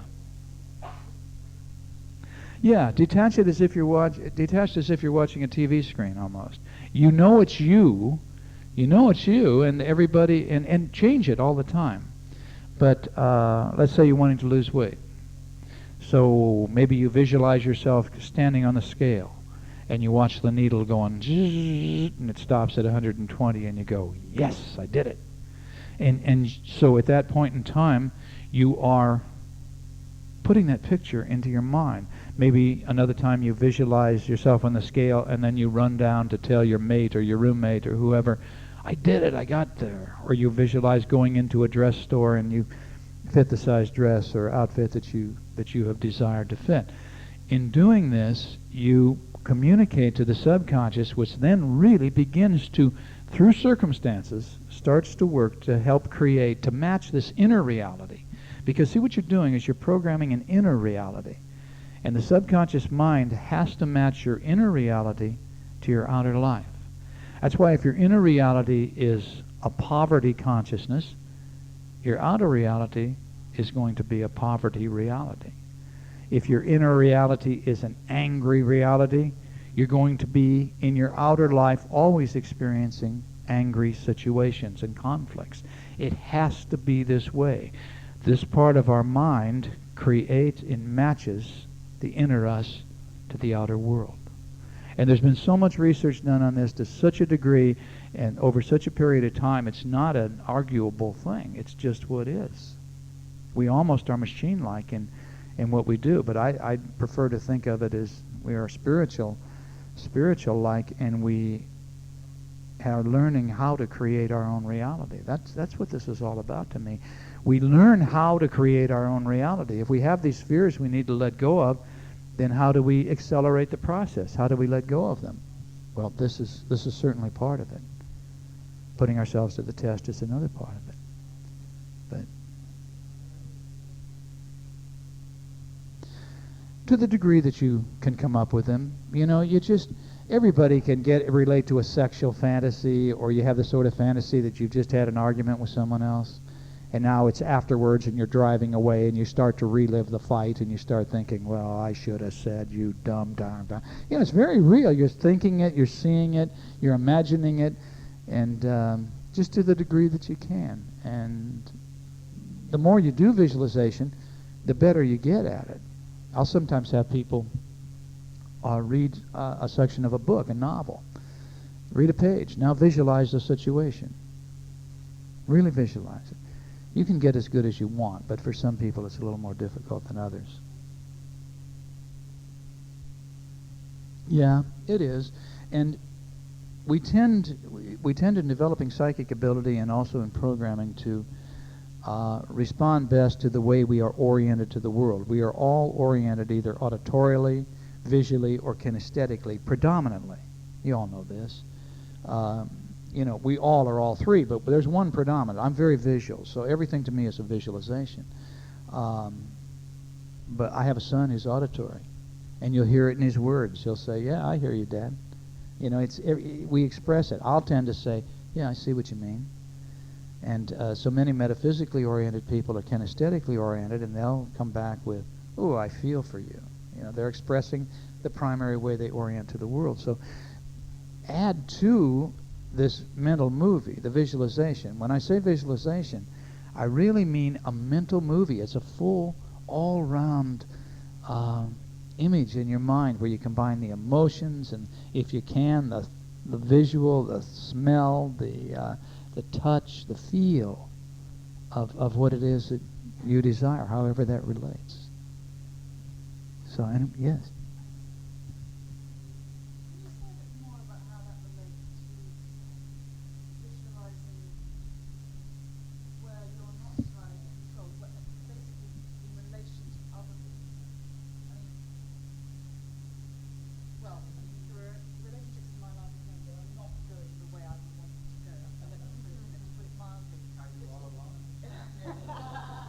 It seems manipulative to visualize a situation. Well, I'm glad you brought that up. Yeah, you don't want to use black magic. That's not good. A teacher once told me if your country is at war and you visualize your country winning, actually you're programming the other guy to lose, and so you're using black power. So you have to be very careful of that. It's got to be for the greater good, and you have a right to visualize wanting happiness, to visualize things working for you. But if you visualize trying to manipulate this other person, it won't work. It will backfire, and you'll wish you didn't. You just can't use it in a dark way. It just will come back to you. So it's your right to want what you want, but at the same time you can't change anyone else. I mean, you literally can't change anyone else. We know that. And so you could say, well, you want to control the other person, you want them to be the way you want them to be, and that's not your right. And so you have to decide, can I live with this other person being the way they are, or if it's driving me that crazy, is it time for me to leave? I think it comes down to that. Because you can't, you can hope for compromise, you can talk about your needs, and hopefully they'll be willing to bend a little, but you can't force anybody else to change. If you do, you wish you hadn't, because they'll probably develop something, they'll start doing something worse, by far, because they can't repress who they are. And you can always change yourself, and in so doing, then they're responding to a new changed person. That's for sure powerful medicine, but there's no guaranteeing how it will be. But nobody can repress who they really are. I'll often talk in terms of like trying to hold a life raft under the water. You're standing there on it, and you're trying to keep it down under the water, but eventually you're going to get tired of standing there, and it's going to surface. And it's the same way when it comes to emotions, repressing things. You could tell him you're going to leave, or her, whoever it is. I'm going to leave if you don't change. But if you force them into repressing, they'll only be able to repress for so long, and it's going to get bad again, or it's going to probably get worse. So it comes down to values and what am I willing to put up with? How long am I willing to go on with? I would like to be able to visualize an amicable resolution rather than just... Well, if you could visualize an amicable resolution without getting your way, if the only amicable resolution is your way, you may be using the power. You are acting with intent, so you're invoking power, and everything you think, say, and do in life creates karma, including the motive and the intent and the desire behind everything you think, say, and do. So that gets heavy. The minute you act with intentions, you invoke karma. And you'll have to pay it back. So somebody else is going to try to change you a lot, see? If you could visualize getting along without having it just be your way, just an amicable outcome, I agree. I totally agree. A loving, amicable outcome. Send loving thoughts sometimes to the person. Are you willing to go a little further with it? What is the problem? That's really what I'm asking. Yes, I want that amicable resolution. I go to the church castle, which is where I'm at the moment. Right. The minute I start to work on that and visualize it, I know that it affects two people I have problems. I know them both very well. I know what their reactions would be. And it feels manipulative to me. Yeah. Yeah, it would be to write the script, but if you hope for a happy outcome where you all get along, or if you simply send them light and love without any attachments, that may be the best thing. Maybe the best thing without knowing exactly what the situation is, and I doubt you want to, spill that all out here. But you're always safe just sending somebody light and love. The power, just telepathy alone. When you start thinking of that person, you're sending. Oh man, do we ever prove that? We get a 85-95% return when Tara and I send symbols from a podium to a group. We get it within the first 2 hours of the Sedona seminar, and we've done it all over America. I think we did it once or twice here in London. We can send this. That's telepathy. So we are affecting. It's that energy, influencing energy. It's real, and so we have to be very careful with it at the same time. But whenever you can use it to help yourself, purely help yourself, you could just go for happiness. I want to be a happy person on all levels. I want to be happy in all my relationships. That may mean you'll have to pull away to be able to get it, but it's certainly all right to ask to be happy. More often than not, though, we change the way we view a situation. I'm sorry, we don't have the power to change other people, but we always have the power to change how we view a relationship with another. And so if you could step back and just say, well, he's sure not the way I want him to be.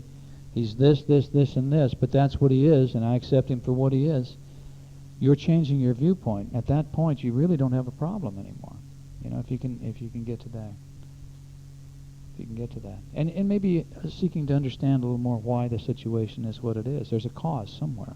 May not even be in this life, but there's a cause, and maybe that in itself would help. You can say, oh, okay, God, I stabbed her in the eye back in India in 1413. I guess she's got a right to be pissed at me. Some people it helps, some it doesn't. Questions? Anyone else? Yeah.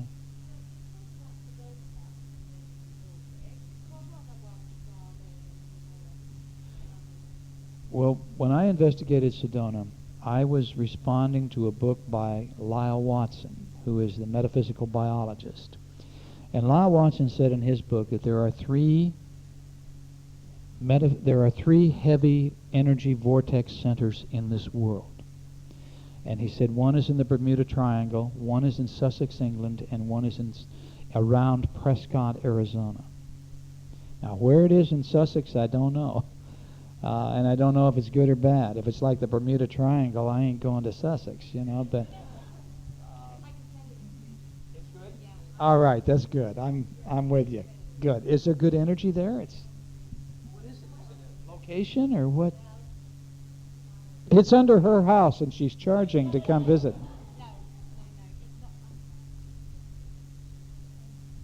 It is there, huh? Okay. You're probably going to have a lot of people talk to you here right afterwards. They're going to want a map. Anyway, I found that Prescott is very close to Sedona. There's a mountain between, but as the crow flies, it's very close. And I did a lot of investigating, and I was told by some people who lived in Sedona, you know, well, there's this place by the airport where the energy is so hot it'll burn you, and so they took me out, and then I wrote about it in a book, and everybody asked me afterwards about that. Where do I go? How do I find it? And it exploded. Sedona was just a little mountain town until I wrote about it in that book. So there's a lot of people that don't like me in Sedona, and there's some that do. So it's a very weird experience to go there these days, but it is intense energy there. Intense. Many other psychics have come and verified and added to it, and it's incredible. According to some of what we got in further investigation, there seems to be maybe 4, one in Kauai, Hawaii, because it's a red rock. It's like a twin. But if you start looking at the ley lines, that's the part to investigate. The ley lines with Stonehenge and all these other people, there's Sedona right smack in the middle of all these converging ley lines. So I guarantee you there's something to it. It's weird. It's created a phenomena there, and we go there about twice a year usually to do a training, and you have to come. God, if you guys came over to do you realize you could your pound is worth like twice as much in America? God, we come here with the prices are like, oh my God, everything here is literally almost twice as expensive. Sometimes way more than twice as expensive. Well, I don't know, man. It seems to me we should be very poor compared to you guys. It's but it is, if you can come over there and just, everything's going to seem so cheap to you. And we were down in the Piccadilly Circus area there and looking at the price of the movies, you know. I mean, for us at home it's $7, and the converting our money to your money and the price down there, it's $16.50, you know, for the same film. So come to our seminar in Sedona. This is an ad. Put it straight out. We'd love to have you. We're out there on the web. Go find out about it. So, anyone else questions on this? Yes.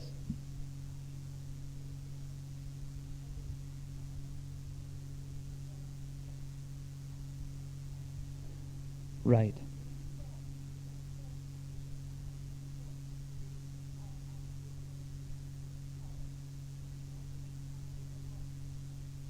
Yeah.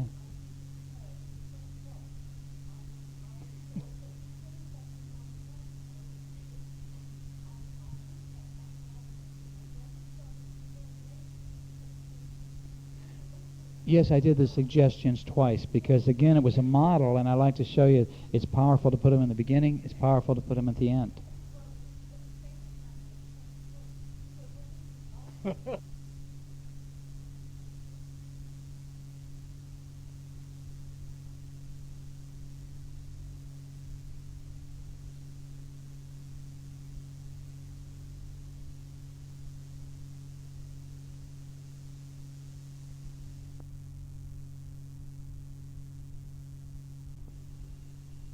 Suggestions. They just have to do with making, you know, that now, even if you didn't get direct communications from your guide in the session about earthly purpose, watch, and I know I'm just saying that now, but you're going to see over the next few days, the next few weeks, little things are going to come up.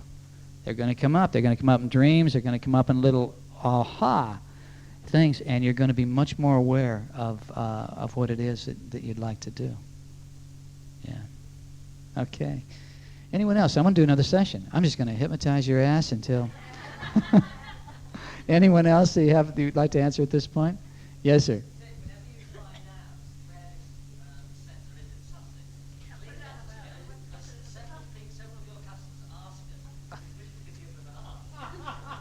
Well, I wish. I've never been there. I don't know. I would like to find out too. Maybe I could start a center there. If what happens in Sedona. I mean, they get something like 10 million visitors a year now through Sedona, and they say most of it's our fault. They don't say thank you. That's nice you brought all those customers to buy and stay here, but It can just become a phenomena, so I hope it's someplace cool. It's a neat spot.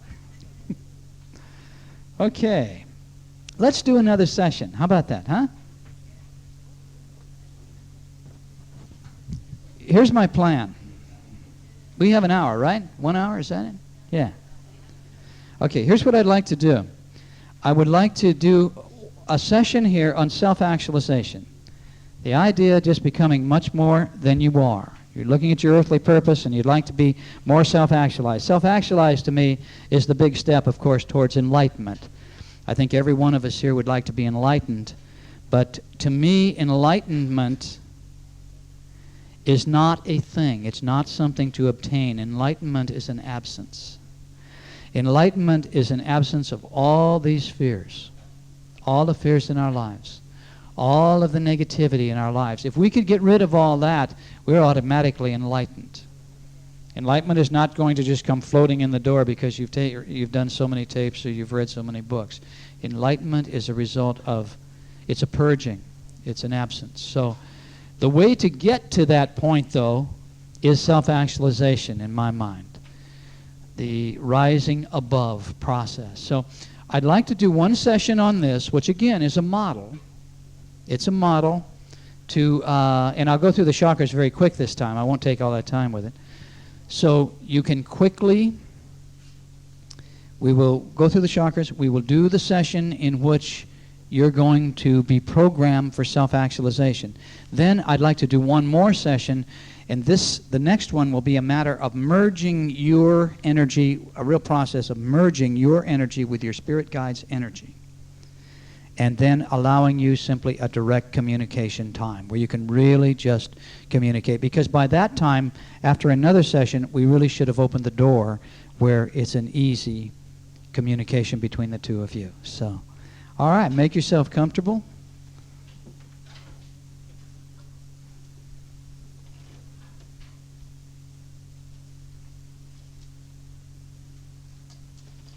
We're going to bring the lights down, and I'd like you to begin to breathe deeply and relax completely. Breathing deeply and relaxing completely. And allowing the quietness of spirit to begin to come in.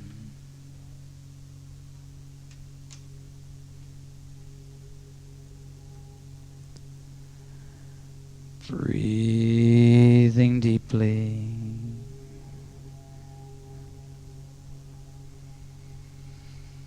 And relaxing completely now.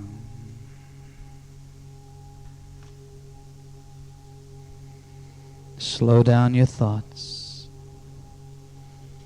Slow down your thoughts.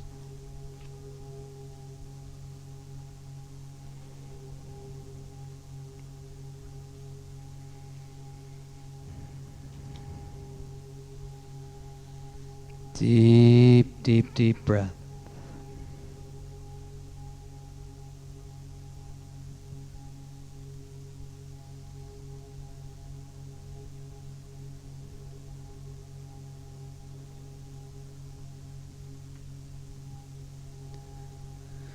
So relaxed and so at ease.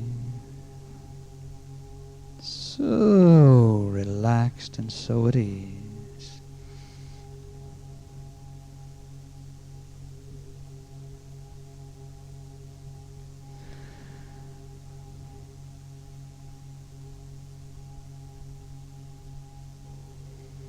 And now, once again, I'd like you to feel the relaxing power coming into the toes of both of your feet at the same time.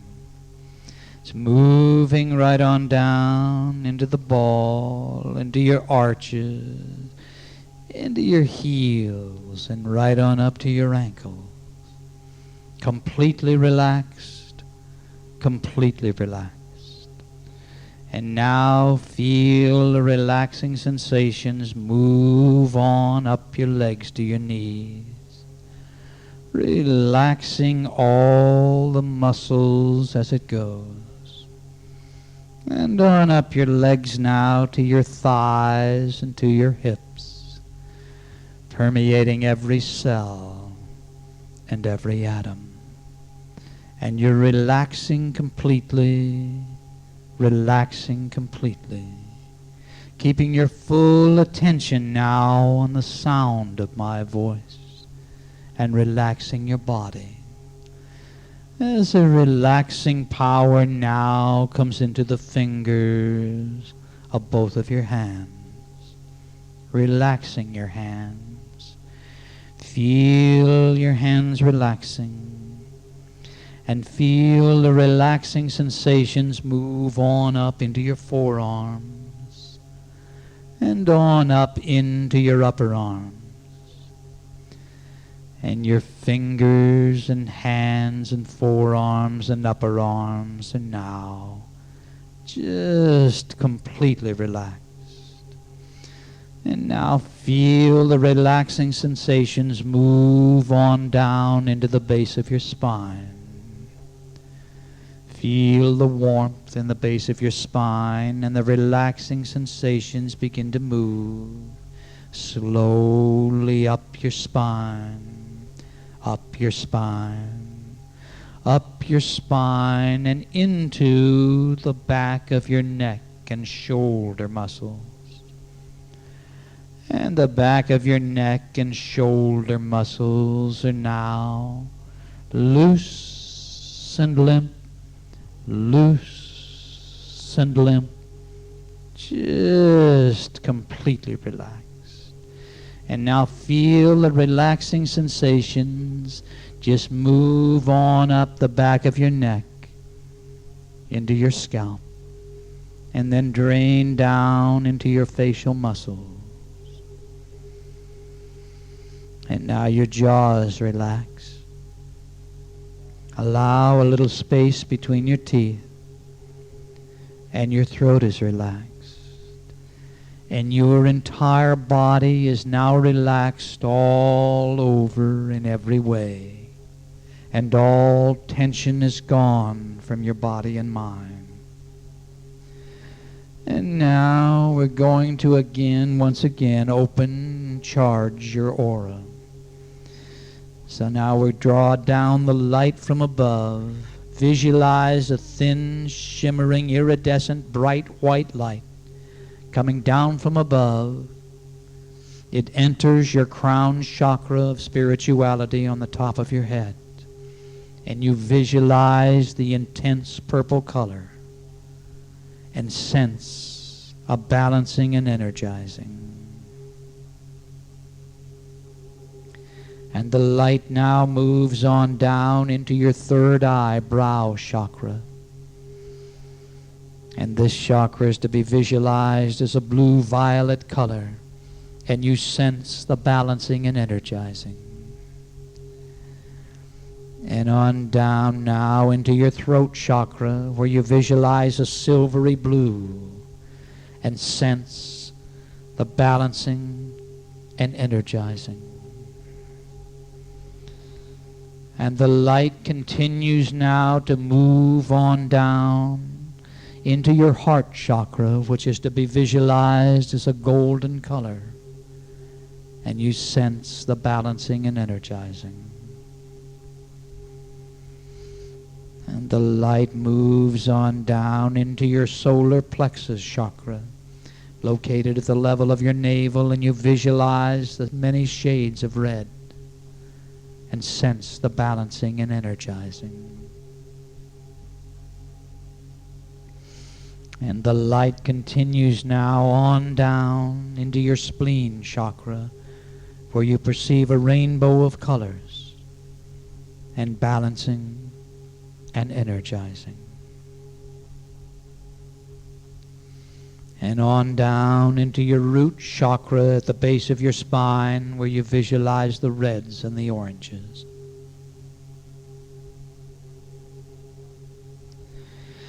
And your chakras are open, balanced, and recharged, thus expanding your aura and attuning you to the subtle vibrations that allow the reception of psychic and subjective awareness. And now, as you continue to listen to the sound of my voice, it's time to imagine yourself going down, down, down. Number 7, deeper, deeper, deeper, down, down, down.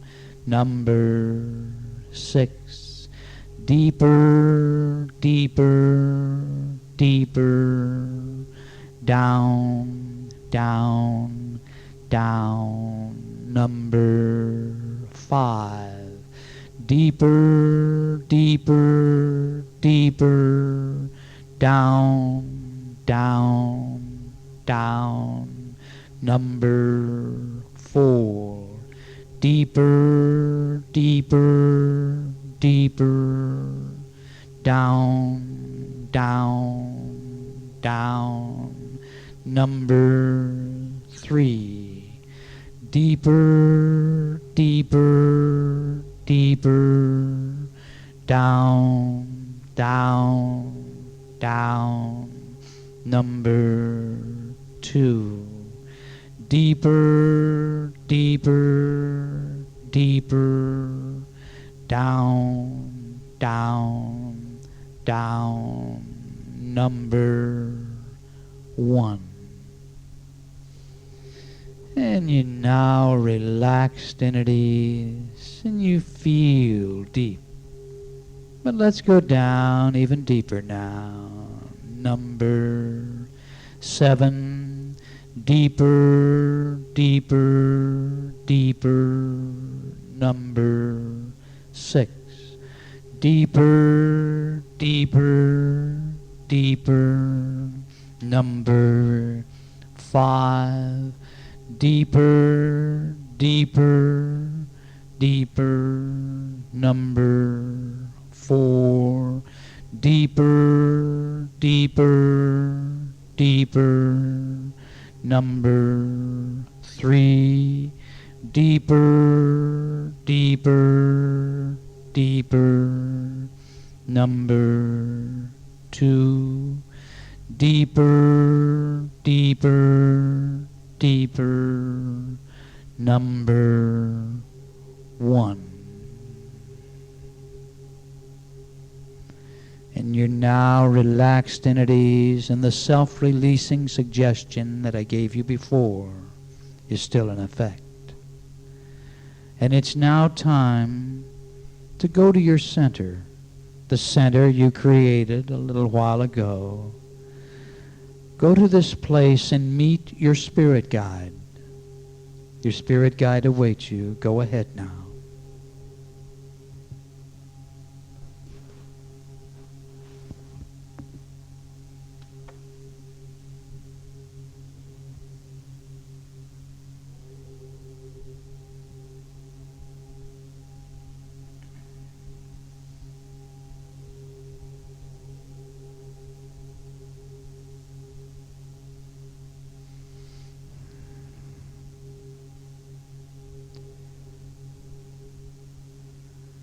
All right, it's now time to humbly request your spirit guide's loving assistance.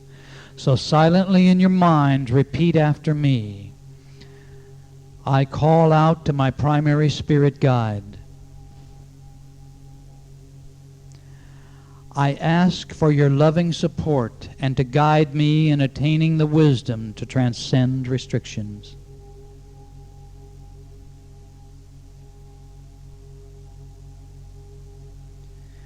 Guide me in making positive changes as long as they do not conflict with my karma or spiritual laws.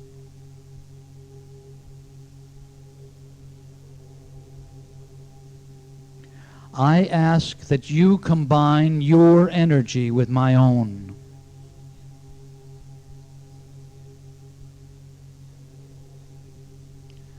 please help me obtain a self-actualized viewpoint and to live this awareness.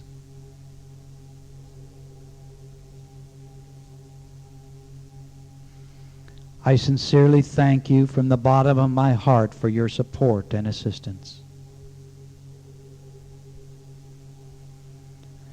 I desire to be self-actualized. I ask it, I beseech it, I mark it, and so it is.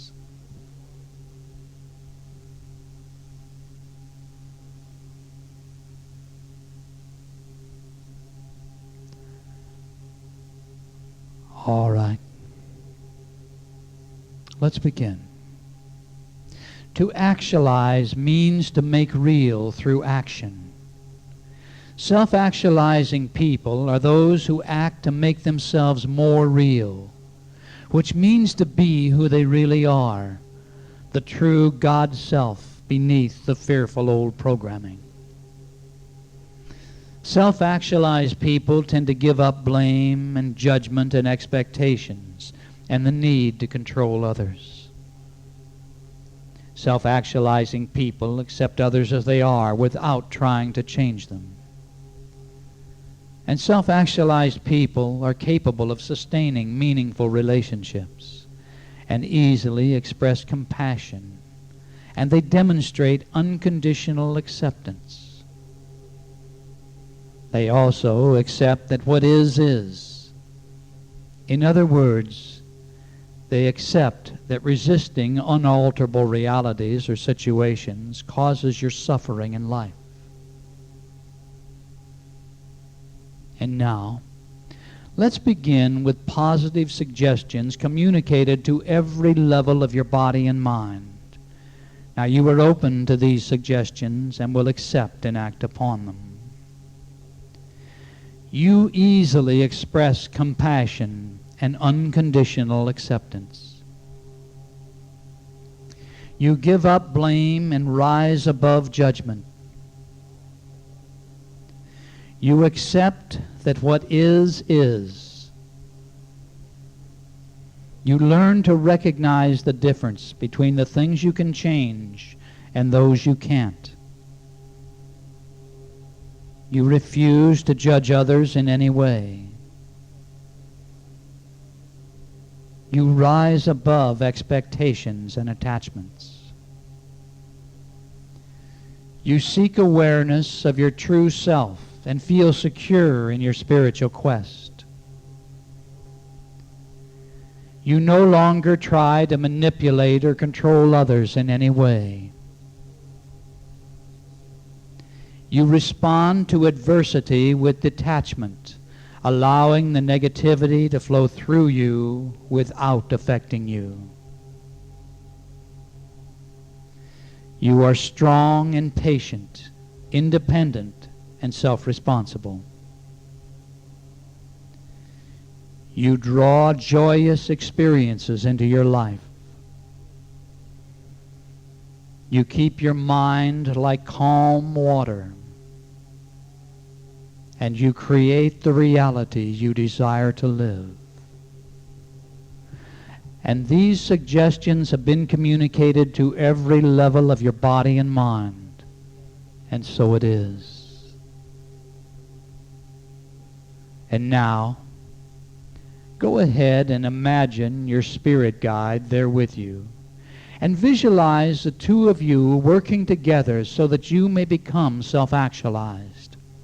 Imagine the help you're receiving. As an example, imagine yourself in a personal encounter that usually generates negativity.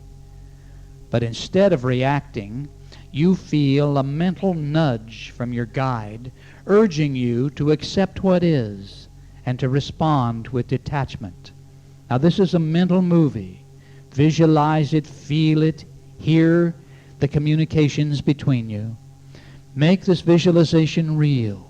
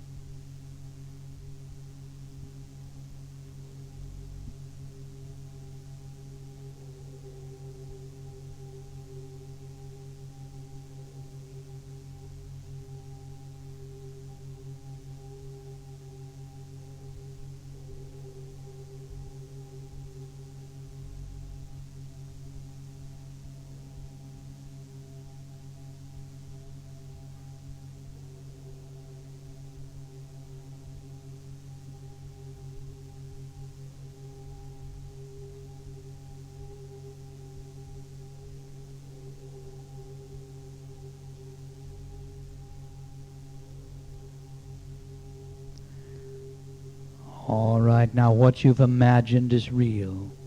Your reality. Your spirit guide now helps you to act in a self-actualized manner. And it's now time to invoke the power of a mantra to communicate your desires to every level of your body and mind. So I'm going to ask you again to repeat the words along with me silently in your mind. And this mantra relates to the concept of what is being what is. What is the way it is. It's an unalterable reality. All right.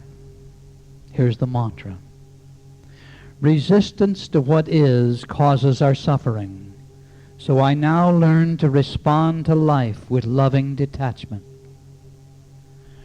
Resistance to what is causes our suffering. So I now learn to respond to life with loving detachment. Resistance to what is causes our suffering. So I now learn to respond to life with loving detachment.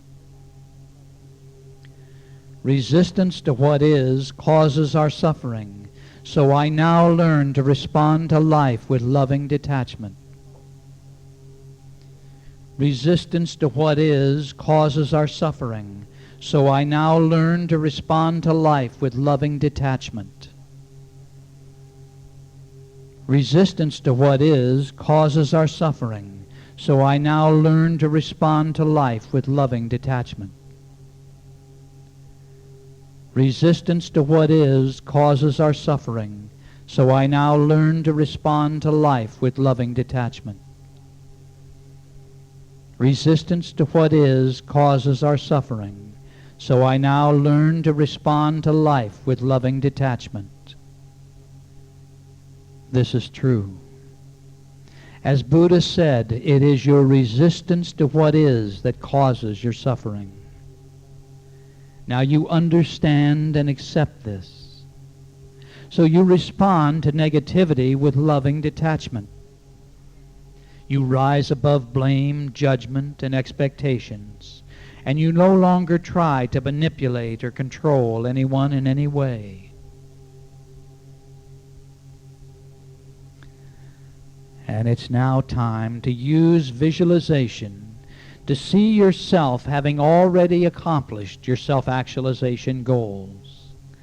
Imagine yourself in a vivid fantasy and perceive every detail. You respond to others with compassion and unconditional acceptance. And others notice. And you feel so much better about yourself. Through imagery, you communicate your desires to your subconscious mind, which assists you by generating the circumstances to align your inner programming and day-to-day reality. So now, let's go ahead. Imagine yourself in a vivid fantasy and perceive every detail. You are responding to others with compassion and unconditional acceptance. You are self-actualized.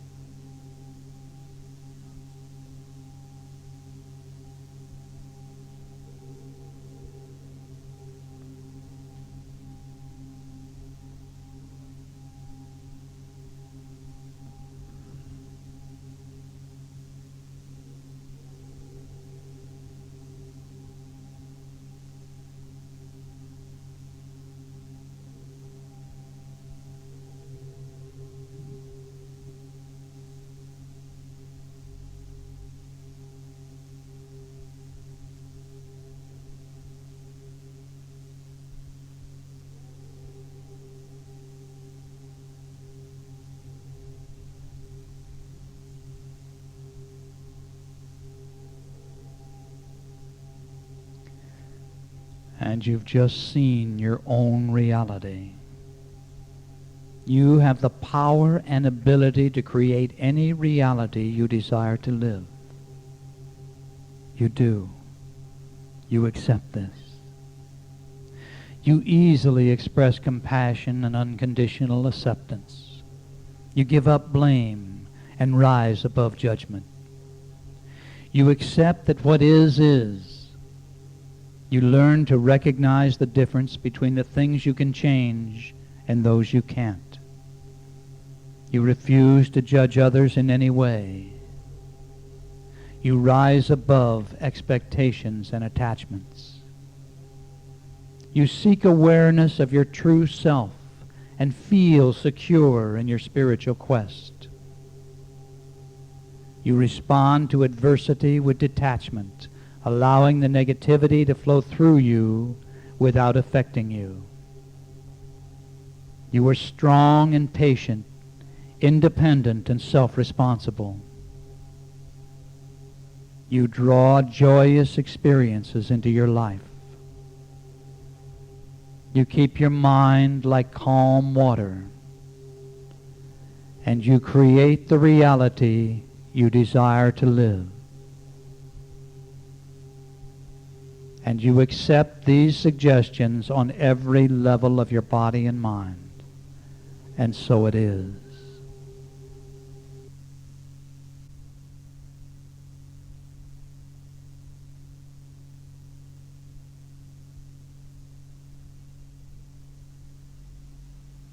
And now, I want you once again to focus upon your spirit guide who is right there with you.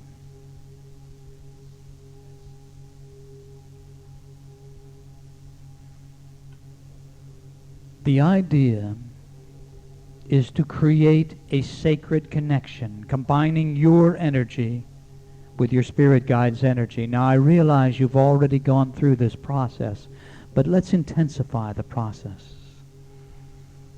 I want you to meld your energy with your spirit guide's energy, a combined force for the highest good. So now imagine this. I would like you to look down at your own hands in your mind and see the glow of your energy. You have an incredible energy. I want you to perceive it now. Visualize the energy emitting from your body. It's very, very, very real. And now open to the energy emitting from your spirit guide.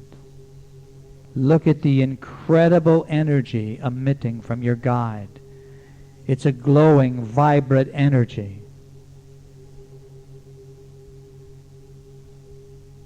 And now it's time to merge this energy. So step even closer together and actually notice the merging of your energy with your spirit guide's energy. Perceive a literal sacred connection taking place.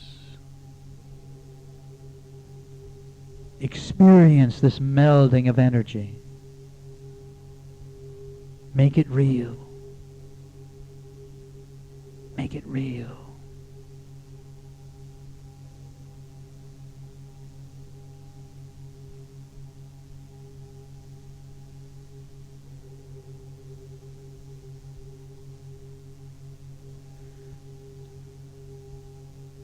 And now, your energy is as one. You can know what your spirit guide knows. You can use thought language again, or you can simply perceive directly from the mind of your guide. But it is time for you to work with your guide to ask questions that you'd like to ask, to know about your life, to know about your karma, maybe to obtain an overview, a karmic overview of your life. Why you've come here, what you hope to accomplish, how you're doing. Go ahead all on your own for a while. Work directly with your guide.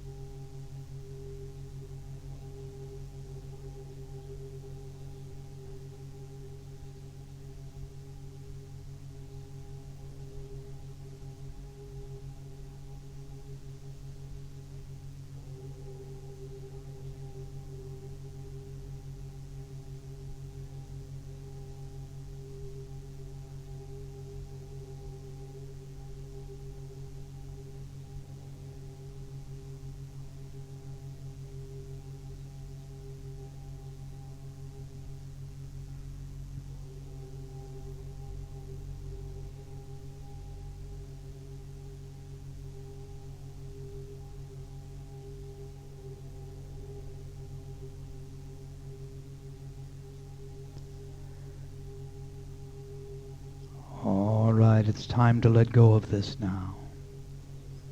Time to let go, but remember absolutely everything you've been experiencing. And before awakening, go ahead and thank your guide. Thank your guide for the assistance that you've experienced. And know that you can return at any time you desire to do so.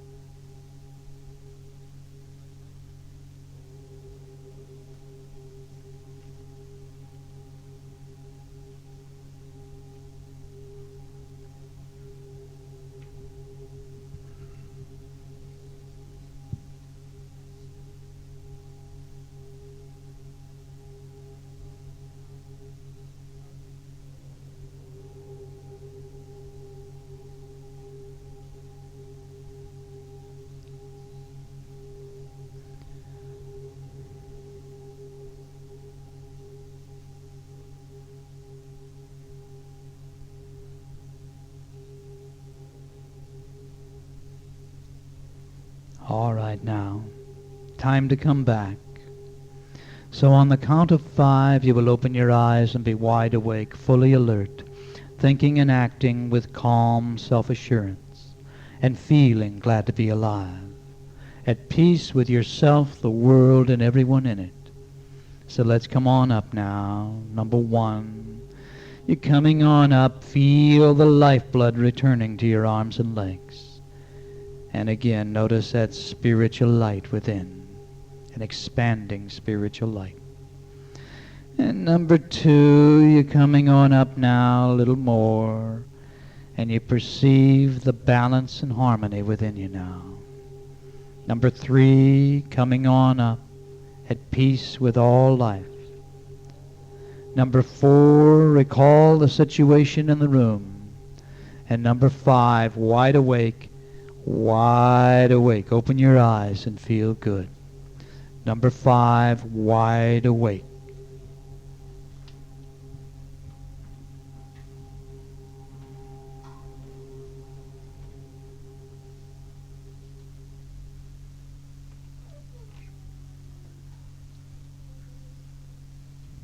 Welcome back. How you doing now, huh? That was a long session.